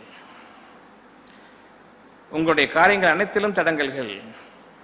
அவ்வளவும் இறைவனுடைய எச்சரிக்கைகள். வேண்டாம் வேண்டாம் வேண்டாம் வேண்டாம். ஆனாலும் நீங்கள் இன்னும் அதிகமாக தாண்டுவீர்கள். அதில் உங்களுடைய மானத்தை அவ்வளவையும் விற்று, உங்கள் தன்மானத்தை அவ்வளவையும் இழந்து, மனிதர்களுக்கு அடிமையாகி அவர்களுக்கு கீழாக நீங்கள் ஆகி மனிதர்களை அநியாயமாக பெருமைப்படுத்தி இன்னும் அவர்களை மமதையின் போதைக்குள்ளாகவும் ஆக்கி பின்னர் அவர்களிடமிருந்து கிடைக்கக்கூடிய ஒரு சிறு லாபத்தை அதையும் உங்களால் ஜீரணிக்க முடியாதே அந்த அற்பமான சுகத்தை தான் இன்று நாம் வாழ்ந்து கொண்டிருக்கிறோம். இறைவனுக்கு நன்றி கெட்டுவிட்ட தனத்தின் காரணமாக இறைவனிடமிருந்துள்ள மிக பெரும் இழிவு நம்மை சூழ்ந்து கொண்டது. நாம் அழிவதற்கு முன்பாக, முற்றிலுமாக அழிக்கப்பட்டு விடுவதற்கு முன்பாக இந்த இழிவு என்னும் சூழ்நிலையிலிருந்து நீங்கள் விலகிவிடுங்கள். மனிதர்களை எந்த ஒரு தேவைக்கும் உதவிக்காக நெருங்குவது நம்மீது விலக்கப்பட்டதாக இருக்கிறது, இறைவனிடம் வெறுக்கப்பட்ட ஒரு செயலாக இருக்கிறது. உங்களுக்கு யார் முதன்முறையாக ஒரு ஞானத்தை, ஒரு விருப்பத்தை அளித்தானோ அது படைக்கப்பட இருப்பதாகும். ஏற்கனவே படைக்கப்பட்ட ஒன்று அல்ல, ஏற்கனவே மனிதர்களிடம் இருக்கும் ஒன்றல்ல. ஆகவே நீங்கள் உண்மையை கொண்டு உணர்ந்து கொள்ளுங்கள், இறைவன் படைப்பாளன். தன்னுடைய பழைய படைப்பை காப்பி அடிப்பவன் அல்ல. காப்பி அடிப்பவன் படைப்பாளனாக இருக்க முடியாது, திருடன். இறைவன் திருடன் அல்ல, படைப்பாளன். ஆகவே புதியதொரு படைப்பாக உங்களுக்காக ஏற்படுத்திய அந்த ஒரு தேவையை இறைவன் நமக்காக படைக்க இருக்கும், அல்லது படைத்துவிட்ட இன்னும் அவன் அனுமதி அளிக்கவில்லை நாம் அதை அனுபவிப்பதற்கு. ஆகவே நான் நம்பிக்கை கொண்டேன், படைப்பாளன் எனக்கு மட்டுமே படைக்கிறான், உங்களுக்காக அல்ல. எதை எனக்காக படைத்தானோ அதை நீங்கள் அபகரித்துக் கொள்ளவும் முடியாது. ஞானங்களை கொண்டு நான் எனக்கு தேவைப்படும் சமயத்தில் அதை உபயோகித்துக் கொள்வேன். உங்களுடைய கண்களையும் அறிவையும் கொண்டு அதை பார்த்துவிடவும் முடியாது. ஞானங்கள் கொடுக்கப்பட்டவர்கள் எவ்வாறு வாழ்ந்து கொண்டிருக்கிறார்கள் என்பதும் உங்களுக்கு தெரியாது. அதை நீங்கள் அறிபவர்களும் அல்ல. ஏனென்றால் ஞானங்கள் கிடைத்தால் தவிர இன்னொரு ஞானத்தை அறிந்து கொள்ள முடியாது. நீங்கள் விரும்புவதும் நீங்கள் அடைய இருப்பதும் அந்த ஞானங்களாகும். அந்த ஞானங்களில் உங்களுடைய தேவையின் அளவையும் நீங்கள் அதிகரிக்க முடியும். உங்களுடைய சுகத்தையும் நீங்கள் சாதாரண மனிதனாக இருக்கக்கூடிய அறிவை கொண்டிருக்கக்கூடிய நிலையில் எந்த அளவுக்கு நீங்கள் அதை அனுபவிப்பீர்களோ அதை விட அதிகமாக நீங்கள் அனுபவிக்க முடியும். உங்களை அளவுகளில் அவன் அதிகரிப்பான். ஏற்கனவே நீங்கள் உங்களுடைய இருதயத்தில் என்ன கொண்டிருக்கிறீர்களோ அந்த உண்மையை அவன் உங்களுக்கு தன்னுடைய அத்தாட்சிகள் மூலமாக தெளிவாக விளக்கும் பொழுது நீங்கள் இறைவன் யார் என்பதை இன்னும் தீர்க்கமாகவும் நெருக்கமாகவும் உணர்வீர்கள். அந்த பாக்கியத்தை நோக்கி நீங்கள் உயர வேண்டும்.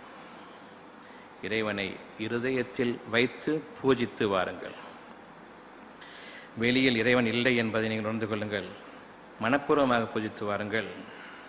உங்களுடைய நன்மைக்காக மனிதர்களிடம் எந்த உதவியையும் நாடும் பொழுது தடங்கல்களும் சங்கடங்களும் இன்னும் வீழ்ச்சிகளும் நிறைய ஏற்படும். இறைவன் உங்களை தடுக்கிறான். நான் உங்களுக்கு அளித்த அந்த தேவை மனிதர்களிடம் இல்லை, என்னிடம் மட்டும்தான் இருக்கிறது. ஆகவே நம்பிக்கை கொள்ளுங்கள். இன்று நான் நாளைய வாழ்க்கையில் என்ன என்பதை எதிர்நோக்கியிருக்கிறேன். மறுமையை நம்புங்கள். இப்பொழுது நீங்கள் வாழக்கூடிய இந்த வாழ்க்கையை நம்பாதீர்கள். உங்கள் கண் முன்பாக இருக்கக்கூடிய எந்த ஒரு வாழ்க்கையையும் நம்பாதீர்கள். உங்கள் கண் முன்பாக அவ்வளவும் வேதனைகள், வெளிப்பூச்சாக வேதனைகள் மறந்து இல்லாததை போன்று காட்சியளிக்கும் இந்த முகம் கெட்ட முகமாகும். சந்தோஷமாக இருப்பதை போன்று பிறருக்கு காண்பிப்பதில் ஒரு அற்ப சுகம் கொண்ட இந்த முகமாகும். இது நமக்கு கூடாது. இறைவனிடமுள்ள பாக்கியமாக கலையான முகம், மகிழ்ச்சியுடன் இருக்கக்கூடிய முகம், அமைதியுடனும் சமாதானத்துடனும் இருக்கக்கூடிய முகம். நாளைய வாழ்க்கையை நீங்கள் எதிர்நோக்குங்கள். இன்றைய வாழ்க்கையும் நமக்கு கிடையாது, நேற்றைய வாழ்க்கையும் நமக்கு கிடையாது. மனிதனுக்கு இறந்த காலமும் இல்லை, நிகழ்காலமும் இல்லை, எதிர்காலம் மட்டும்தான். ஆகவே யார் எதிர்காலத்தை நம்ப மாட்டார்களோ அவர்கள் இறந்தவர்களே, உயிருடன் இருப்பவர்கள் இல்லை. கண்ணிருந்தும் அவர்கள் குருடர்கள், எதையும் விளங்கிக் கொள்ள மாட்டார்கள். இருதயத்தின் மீது அவர்கள் முத்திரையிடப்பட்டவர்கள். எனவே நீங்கள் உங்களுடைய எதிர்காலம் என்ன, உங்களுடைய விருப்பம் எதுவோ அதுவே உங்களுடைய எதிர்காலமாகும். இறைவன் எதில் உங்களுக்கு பாக்கியம் அளித்திருக்கிறானோ, எந்த ஒரு விருப்பத்தை இருதயத்தில் போட்டுவிட்டானோ அது உங்களுடைய எதிர்காலம். அது உங்கள் கண் முன்பாக இல்லை, மறைக்கப்பட்டதாக இருக்கிறது. அந்த மறைவான விருப்பங்களை நீங்கள் மறந்துவிடவும் முடியாது. ஆகவே எந்த அளவுக்கு இறைவன் உங்களுக்கு அருள் புரிந்திருக்கிறானோ அந்த விருப்பத்தை மறந்து விடாமல் அவன் உங்களுக்காக காப்பாற்றிக் கொண்டிருக்கிறானோ நீங்களும் அதன் மீது விருப்பத்தை அதிகமாக்கிக் கொள்ளுங்கள். இவ்வாறாக உங்களுடைய காரியத்தை இறைவன் லேசாக்கி விட்டானே தவிர கடினமாக்கவில்லை. நீங்கள் மறக்க நினைத்தாலும் அந்த அழகான விருப்பத்தை மறக்க முடியாது. அந்த அளவுக்கு இறைவன் உங்களுக்காக உதவி செய்கிறான். நீங்கள் அவனுக்கு சற்று உதவி செய்யுங்கள். உங்களுடைய எண்ணங்களையும் உங்களுடைய விருப்பங்களையும் அதன் பக்கம் திருப்புங்கள். மனிதர்களின் பக்கம் திருப்பிடாதீர்கள். மனிதன் தன்னுடைய மனதை கொண்டுதான் அவன் மனிதனை தவிர மற்றபடி மிருகங்களைப் போல் அவனுடைய உடல் அமைப்பை கொண்டு அவன் மனிதன் அல்ல. உடல் அமைப்பை கொண்டு மிருகங்கள், ஆனால் மனிதனோ உடல் அமைப்பை கொண்டு மனிதன் அல்ல, அவன் மனதை கொண்டுதான் மனிதன். மனசு மட்டும் இல்லைன்னு சொன்னா நீ ஒரு மனுஷனா? நான் கேட்பேன். கண்களும் காதுகளும் மூக்கும் வாயும் இருந்தாலும் மனிதனை போன்ற உடல் அமைப்பு கொண்டவனே தான் கூப்பிடுவனே தவிர அவனை மனுஷன் சொல்ல மாட்டேன். இன்னும் அவனுடைய அநியாயம் அதிகமானா நீ மனுஷனா மிருகமான்னு கேட்ப. உங்களுடைய மனதை கொண்டுதான் நீங்கள் வாழ்ந்து கொண்டிருக்கிறீர்கள். மனிதன் வாழ முடியும். அவர்களுடைய மனிதன் உடலை கொண்டு வாழ்பவன் மனிதன் அல்ல. பெரும்பாலும் இந்த மிருகங்களைத்தான் நாம் நம்மை சுற்றி பார்த்து கொண்டிருக்கிறோம். மனிதர்கள் என்ற மனம் என்ற அந்த அமைப்பை தவறவிட்டு மனிதனை மனிதன் துரோகித்து பிழைக்கும் அந்த மிருக உணர்வுகளை கொண்ட உணர்ச்சிகளை கொண்ட மனிதர்களைத்தான் நாம் பார்த்து கொண்டிருக்கிறோம். மனிதர்கள் வெகு தொலைவில் இருக்கிறார்கள், அல்லது நாம் அவர்களை விட்டு வெகு தொலைவில் ஆகிவிட்டோம். இந்த இரண்டில் எதுவும் உண்மைதான். மனம் எந்த அமைப்பில் இருக்கிறதோ அதை கொண்டுதான் உங்களுடைய மனிதன் என்ற தகுதியும் அமைகிறது. அவன் மனுஷன் சொல்லுவோம், அவன் மனுஷனே இல்லைப்பான்னு சொல்லுவோம். எதை கொண்டு? மனதை கொண்டு. அந்த மனதில் எதிர்காலம் மட்டும்தான் இருக்கிறதே தவிர கடந்த காலம் அவனுக்கு உதவாது, நிகழ்காலமும் அவனுடைய மனதில் இருக்காது. இப்பொழுதும் உங்களுடைய மனதில் நாளை என்ன செய்ய வேண்டும் என்று தான் நினைத்துக் கொண்டிருப்பீர்களே தவிர நேற்று என்ன செய்தோம் என்று நினைத்துக் கொண்டிருக்க மாட்டீர்கள். நேற்றை பற்றிய கவலை கிடையாது. மனிதனாக இருக்கும் நாம் கவலையில் ஆழ்ந்திருக்கிறோம். கவலை என்பது நாளையை பற்றியது, நேற்றை பற்றியதல்ல. பயம் என்பது நெருங்கிவிட்ட அந்த நாளை பற்றியது. கவலை நம்மை நெருங்கிவிடுமே, அந்த நெருக்கம் அதிகமாகும் பொழுது பயம் ஏற்பட்டுவிடும். ஆகவே நீங்கள் உங்களுடைய இறைவனிடம் இன்னும் தீவிரமாக திரும்ப வேண்டியிருக்கிறது. பாவ மன்னிப்பில் நீங்கள் அதிகமாக வேண்டியிருக்கிறது. கவலை என்ற அந்த வெகு தொலைவில் இருந்த ஒரு துயரம் பயம் என்ற அளவுக்கு நெருங்கிவிட்டது. ஆகவே கவலையும் பயமும் உங்களுக்கு உணர்த்த வேண்டியது எது என்றால், கவலை கொண்டிருக்கும் பொழுது நீங்கள் அடைய வேண்டிய துயரம் சற்று எட்டத்தில் இருக்கிறது. பயம் உணர்வு வந்ததுக்கு எனக்கு வந்துருச்சுன்னு சொன்னால் அந்த நீங்கள் அனுபவிக்க வேண்டிய துயரம் நெருக்கமாக நெருங்கிவிட்டது. ஆகவே நீங்கள் இப்பொழுது இறைவனுக்கு பயப்படுங்கள். அந்த ஒரு எண்ணத்தை கொண்டு, அந்த ஒரு பொருளை கொண்டு பயப்பட வேண்டாம். இறைவனுடைய பாதுகாப்பு கிடைக்க வேண்டுமே என்று அவனிடம் திரும்புங்கள். ஆகவே இறைவனுக்கு அஞ்சுவது, நீங்கள் எதை கொண்டு வெளிப்புற உலகில் மனிதர்களுக்காகவும் எந்த ஒரு பொருளுக்காகவும் அஞ்சுகிறீர்களோ அந்த பயத்தை இறைவன் பக்கம் திருப்புங்கள். இறைவன் அனுமதி இருந்தால் தவிர நீங்கள் நினைக்கும் அந்த பயம் உங்களை அடையாது. ஆகவே இறைவனுடைய அனுமதி, நான் எந்த துயரத்தை எந்த வேதனையை அடைய இருக்கிறேனோ அவனுடைய அனுமதி கிடைக்கக்கூடாதே அந்த பொருளுக்கு, அந்த ஒரு மனிதனுக்கு இறைவனுடைய அனுமதி கிடைக்கக்கூடாதே, அவன் என் மீது தீண்டுவதற்கு முன்பாக நான் காப்பாற்றப்பட வேண்டுமே. இந்த பயத்தை கொண்டு நீங்கள் இறைவனை திரும்புங்கள், இறைவனிடம் திரும்புங்கள். உங்களுடைய பாவங்களுக்கு அவனிடம் மன்னிப்பு தேடுங்கள்.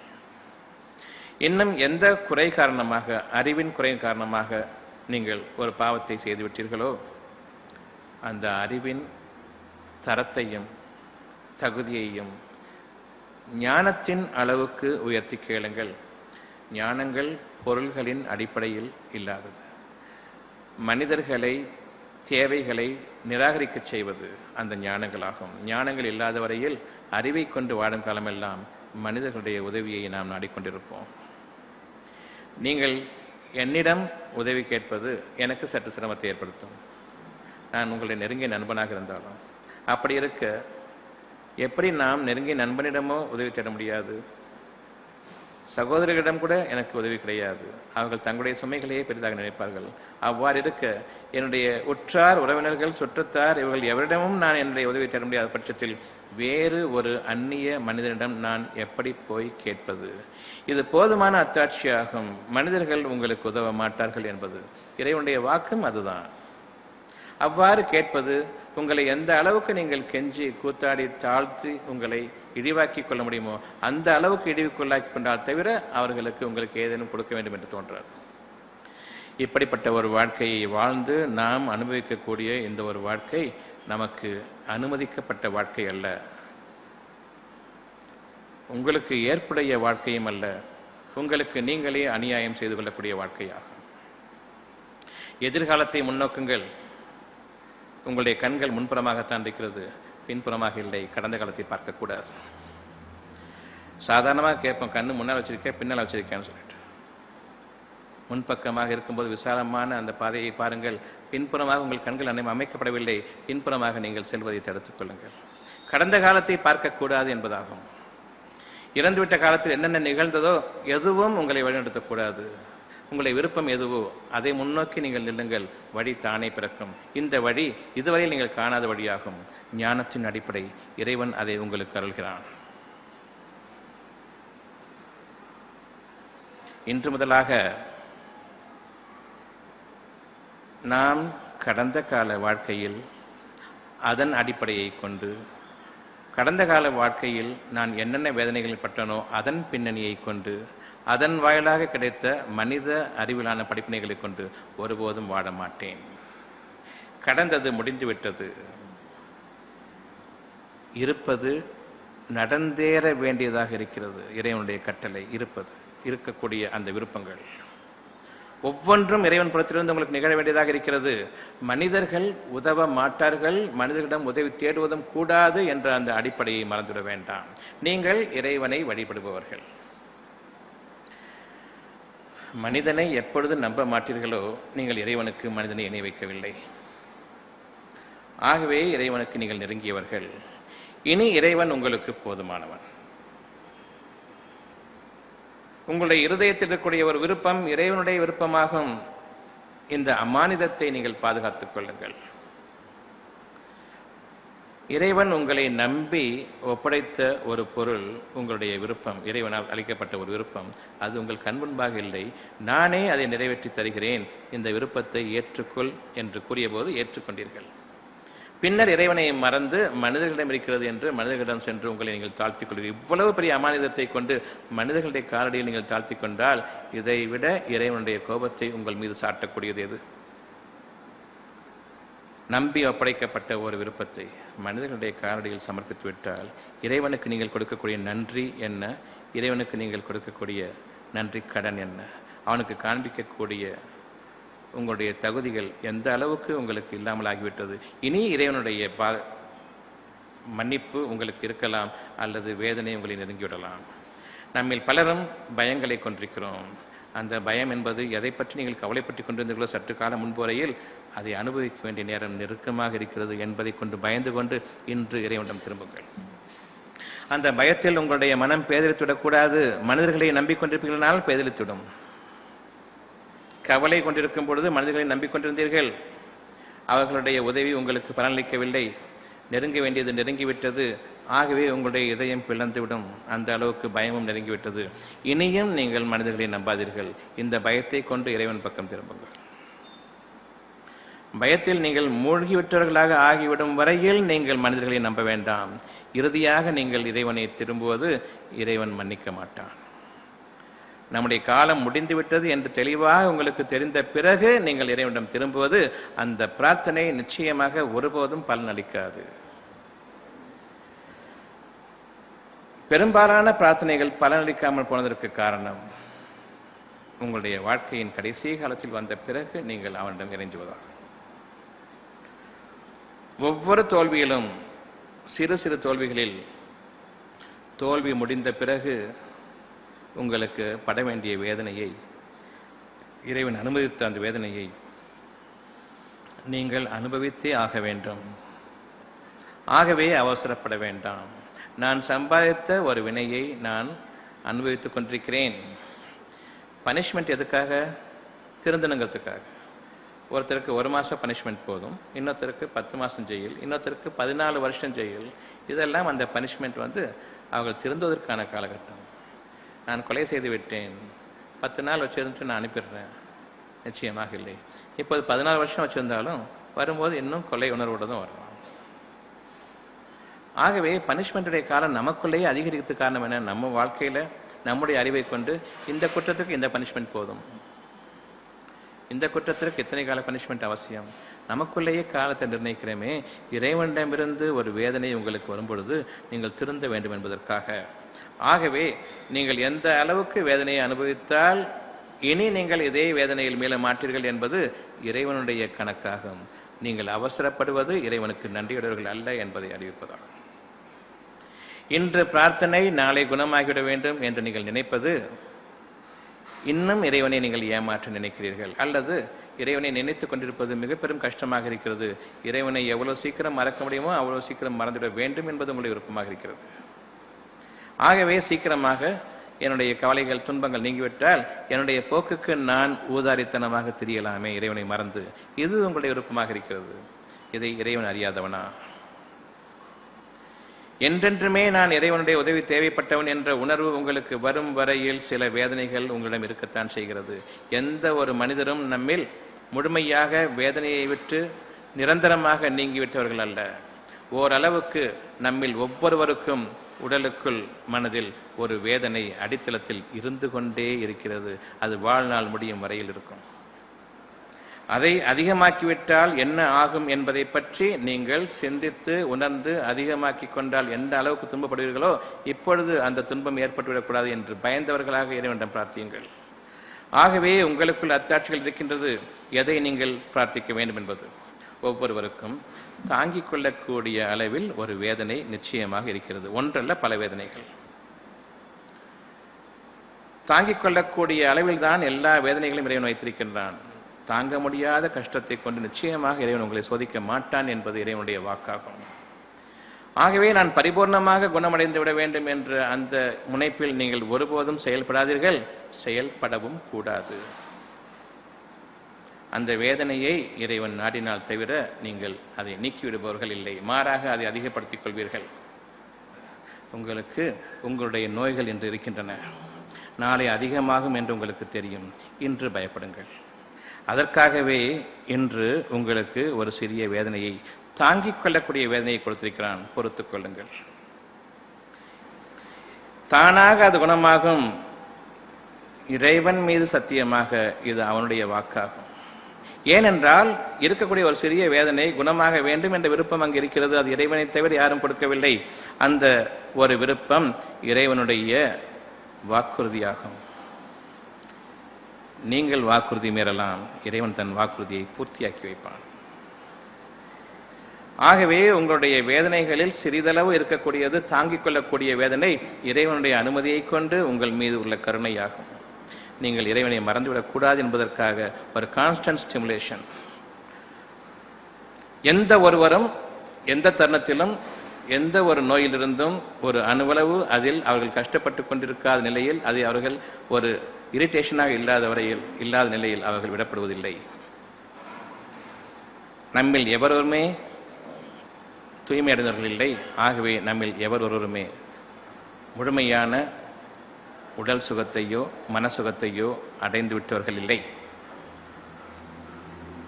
இப்பொழுது இருக்கக்கூடிய இந்த ஒரு உடல் வேதனையும் மனவேதனையும் அதிகரித்து விட்டால் எந்த அளவுக்கு அதிகரிக்குமோ நீங்கள் உங்களுடைய கற்பனையில் கொண்டு வாருங்கள். இப்பொழுது இறைவனுக்கு பயந்து கொள்ளுங்கள். சிறிய கட்டி, இப்பொழுது பயப்படுகிறீர்கள், கேன்சராக மாறிடுமோ? கேன்சராக மாறத்தான் போகிறது, மாறிக்கொண்டுதான் இருக்கிறது. ஏன்? பயம் ஒன்று ஏற்பட்ட பிறகும் நீங்கள் மனிதர்களை நாடினீர்கள். அந்த மனிதர்கள் இறுதியாக உங்களை குத்தி கொலை செய்யும் வரையில், குதறி எடுக்கும் வரையில் நீங்கள் அவர்களை விடுபவர்களாக இல்லை. பன்றிகளையும் எலிகளையும் மிருகங்களையும் வைத்து ஆராய்ச்சி செய்து கொண்டிருக்கூடிய இந்த டாக்டர்கள் உங்களை என்ன செய்வார்கள் என்பதை கொஞ்சம் சிந்தித்து பாருங்கள். பன்றிகளுக்கும் மிருகங்களுக்கும் குரங்குகளுக்கும் உங்களுக்கும் வித்தியாசமே இல்லாத அளவுக்கு அதை வைத்து நான் என்னுடைய ஆராய்ச்சியை பண்ணி கொண்டிருக்கிறேன். அந்த ஆராய்ச்சியில் நான் ஜெயித்துவிட்டால் உங்களிடம் வருகிறேன். ஜெயிப்பதற்கு முன்பாகவே உங்களிடம் வந்து விடுவார்கள், நீங்களும் குரங்குகளும் பன்றிகளும் என்ற விதத்தில். மனிதர்களை நம்பினால் உங்களுடைய நிலை என்ன என்பதை ஹாஸ்பிட்டலில் போய் பாருங்க, தெரியும். எவ்வளவு தூரம் நம்முடைய கேடு நமக்கு உறுதியாகிவிட்டது என்றால், உங்களை யார் சித்திரவதை செய்து எவருமே செய்ய முடியாத அளவுக்கு உங்களுக்கு துன்பத்தையும் கொடுத்து பொருளாதார நஷ்டத்தையும் கொடுத்து உங்களுக்கு தெரு வீதியில் தள்ளி உங்களையும் கொலை செய்து நீங்கள் பணம் இல்லாமல் இருக்கும் நிலையில் பிணத்தையும் தரமாட்டேன் என்று கூறுவார்களே, இந்த மனிதர்களையா நம்பி நீங்கள் செல்கிறீர்கள்? நமக்கு கேடு, நம்முடைய கேடு நம் தலைக்கு மேல் இருக்கிறது. இருந்தாலும் மனிதர்களை நம்பி நம்மை வீணாக்கி கொண்டு அழித்து கொள்ளக்கூடிய அந்த இழிவான பிறவியாக நாம் எடுத்துவிட்டோம். நம்பிக்கை கொண்ட மனிதர்களாக இருந்தால் திருந்துங்கள். மனிதர்களை, குறிப்பாக டாக்டர்களை ஒருபோதும் நம்பாதீர்கள். மகாபாதகர்கள், அவர்களை ஒருபோதும் நம்பாதீர்கள். உங்களுடைய இறைவன் பக்கம் திரும்புங்கள். ஏனென்றால் தேவைகளிலேயே மிக பெரும் தேவை சுகம்தான். சுகவீனம் ஏற்பட்டுவிட்டதென்றால் இறைவனை தவிர உங்களுக்கு இல்லை என்ற அந்த நம்பிக்கையை மேற்கொள்ளுங்கள். இறைவன் தான் நோய்களை குணமாக்குகிறான் என்று தாங்கள் கூறுகிறீர்கள் என்று கூறாதீர்கள். இனி நீங்கள் கூற வேண்டும். இறைவன் யார் என்பதை நீங்கள் இன்று உணர்ந்து கொள்ளுங்கள். விருப்பங்களை அளிப்பவன். அந்த விருப்பங்களை கொண்டு தரங்கட்ட மனிதர்களிடம் செல்ல வேண்டாம். நான் உங்களுடைய விருப்பங்களை பூர்த்தியாக்கி வைக்கிறேன் என்று சொல்லக்கூடிய அந்த மனிதர்கள் நரகவாசிகள், மிக கெட்ட நரகவாசிகள். ஆகவே உங்களை நீங்கள் பாதுகாத்துக் கொள்ளுங்கள். உங்களுடைய எதிர்காலம் என்ன? உங்களுடைய விருப்பங்கள் நிறைவேறுதல். நம்முடைய எதிர்காலம் என்ன? நம்முடைய விருப்பங்கள் நிறைவேறுதல். விருப்பங்கள் என்ன? மறைவானது, எண்ணங்களின் அடிப்படையில். வெளிப்புற கண்களுக்கு இன்னும் புலப்படவில்லை. ஆனால் வெளிப்புற கண்களுக்கும் என்னுடைய புலன்களுக்கும் அது எப்பொழுது வெளிப்படுகிறதோ அப்பொழுது அதில் உடல் சுகம் இருக்கிறது. அதுவரையில் அந்த விருப்பங்களை கொண்டு நீங்கள் மன சுகத்தில் வாடுங்கள், மன ஆறுதலில் வாடுங்கள், நிம்மதியுடன் வாடுங்கள். ஏனென்றால் இது இறைவனுடைய வாக்கு, உங்களை போன்ற மனிதனுடைய வாக்கல்ல. இப்படிப்பட்ட ஒரு விருப்பத்தை மனிதர்கள் தரமாட்டார்கள், அவர்கள் கற்பனையும் செய்ய முடியாது. அப்படிப்பட்ட விருப்பங்கள் ஒவ்வொரு தருணத்திலும் இந்த இருதயத்தில் உருவாகி கொண்டிருக்கின்றன. நீங்கள் இன்று முதல் நம்பிக்கையாளர்கள். இறைவனை தவிர எனக்கு வேறு துணை கிடையாது, பாதுகாப்பும் கிடையாது, உதவியாளனும் கிடையாது, அவனே எனக்கு போதுமானவன் என்ற அந்த உணர்வுகள் இன்று முதலாக வேண்டும். நம்முடைய எதிர்காலம் நிச்சயமாக இறைவனால் தீர்மானிக்கப்பட்டது. அதை அழித்துக் கொள்வதும் அதில் வாழ்வதும் நிலைப்பதும் இன்னும் தழைப்பதும் நீங்கள் எதை விரும்புகிறீர்களோ அதை பொறுத்ததாகும்.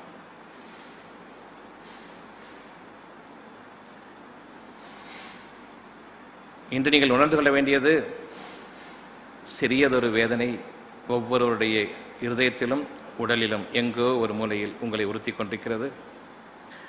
அதை எந்த நேரத்திலும் இறைவன் அதிகமாக்கிவிடலாம். ஆகவே என்று பயந்து கொள்ளுங்கள். இது இறைவனுக்கு அஞ்சுவதாகும். இறைவனுக்கு அஞ்சுவதற்குரிய அனைத்து சான்றுகளும் உங்களிடம் இருக்கின்றன. வீணாக இறைவனுக்கு பயப்படுவதை போன்று நடிக்க வேண்டாம். இறைவனுக்கு பயந்து விடுவதை போன்று நீங்கள் நடிக்காதீர்கள், பிற மனிதர்களுக்கு காண்பிக்காதீர்கள். உங்களுடைய பயபக்தி உங்களுடைய இறைவனுக்கு காட்டுங்கள். நீங்கள் உண்மையாளர்களாக இறைவனிடம் நீங்கள் பணிந்து விட்டீர்கள் என்பதற்காக. உங்களுடைய வேதனைகள் தீர வேண்டுமென்றால் கடந்த கால வாழ்க்கையை நீங்கள் பார்க்கக்கூடாது. யாரெல்லாம் எனக்கு ஒரு துரோகம் செய்து விட்டார்களோ அவர்களை நீங்கள் மறந்துவிடுங்கள். யாரெல்லாம் உங்களுக்கு அநியாயம் செய்தார்களோ கடந்த காலத்தில் அவர்களை மறந்துவிடுங்கள். ஏனென்றால் அவர்கள் இன்னும் வாழ்ந்து கொண்டிருக்கிறார்கள். அவர்களை இறைவன் தான் மன்னித்து அவர்களுடைய வாழ்க்கையில் விட்டு வைத்திருக்கிறான். இறைவனுக்கு மீறி அவனுக்கு முந்திக்கொண்டு நீங்கள் அவனை காயப்படுத்த பாய வேண்டாம். இதை இறைவன் விரும்பவும் இல்லை. அவ்வாறு நீங்கள் செல்வது இறைவனையும் மீறுவதாகும். அதன் காரணமாக நீங்கள் அனுபவிக்க இருக்கும் தண்டனை இன்னும் மிக பெரிதாகும். ஆகவே கடந்த கால வாழ்க்கையில் நிகழ்ந்துவிட்ட ஒரு நிகழ்ச்சிக்காக நீங்கள் பழிவாங்கும் தருணத்தை எதிர்பார்த்திருக்கும் வரையில் உங்களுக்கு நல்ல நேரம் கிடையாது. பழிவாங்கும் உணர்ச்சிகள் உங்களை என்றென்றும் உங்களுடைய விருப்பங்களில் வாழ வைக்காது. இன்னும் இறைவனுடைய வேதனை அதிகமாகும்.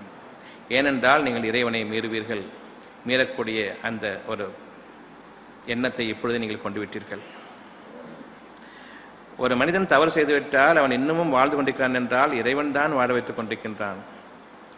அவ்வாறு இருக்க இறைவன் மன்னித்தும் விட்டான். அவன் மீது அவன் இரக்கமும் கொண்டுள்ளான். அவ்வாறு இருக்க நீங்கள் உங்கள் அரக்கத்தனத்தை காட்டுவது இறைவனுக்கு பொறுக்காது. எனவே நீங்கள் உங்களுடைய பழிவாங்கும் உணர்வுகளிலிருந்து நீங்கள் மீண்டுவிட்டால் பெரும் பாவங்களிலிருந்து நீங்கள் உங்களை காப்பாற்றிக் கொண்டதாகும். ஒருவன் எனக்கு எதுவும் தவறு செய்துவிட்டால், எனக்கு பெரும் காயத்தை மனதில் ஏற்படுத்திவிட்டால், நான் உள்ளுக்குள் கருவி கொண்டிருக்கிறேன். சமயம் வரட்டும், நானும் அவனுக்கு காண்பிப்பேன். சமயம் வரட்டும் என்ன அர்த்தம்? அதுக்கு என்னால் அந்த சமயத்தை ஏற்படுத்த முடியாது, சமயம் வரும். அது யார் சொல்ற வார்த்தை? இறைவனால் தவிர அந்த ஒரு சமயத்தை கொண்டு வர முடியாது. உங்களுடைய சோதனைக்காக இறைவன் தன் புறத்திலிருந்து ஒரு சமயத்தை கொண்டு வருகிறான். அந்த சூழ்நிலையில் நீங்கள் உங்களுடைய பழிவாங்கும் உணர்ச்சியை விட்டுவிடுகிறீர்களா, அல்லது இறைவனுக்கும் மிகைத்தவர்களாக நீங்கள் உங்களுடைய தகாத செயலை கொண்டு பழி தீர்த்துக் கொள்கிறீர்களா என்பதை இறைவன் கவனிப்பதற்காக. சமயம் வரட்டும், நேரம் வரட்டும், நான் கவனித்துக் கொள்கிறேன் என்று கூறுகிறீர்களே, நான் சமயத்தை ஏற்படுத்துகிறேன் என்று கூறுங்கள், நம்ம பார்ப்போம். அது மட்டும் அவன் ஏற்படுத்தணும், அப்ப நீங்க கவனிப்பீங்களோ? மகா கெட்ட எண்ணங்கள்,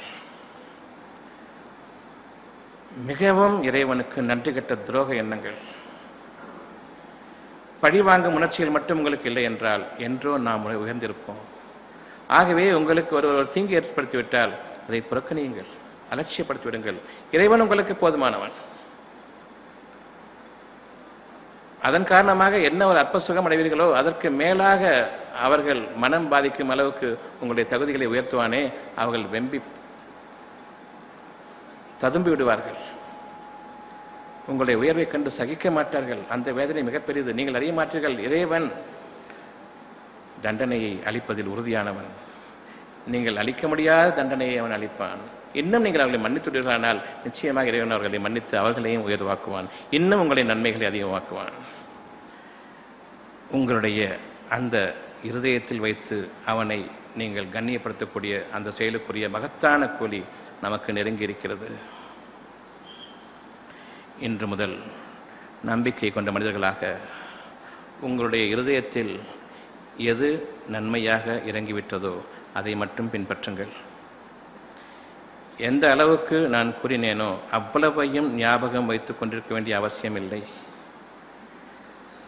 எந்த அளவுக்கு இறங்கியிருக்கிறதோ இந்த 1.25 மணி நேரம் 1.5 மணி நேர பேச்சில் எந்த அளவுக்கு 5 நிமிட பேச்சு இறங்கியிருந்தால் அதை பின்பற்றுங்கள் போதும்.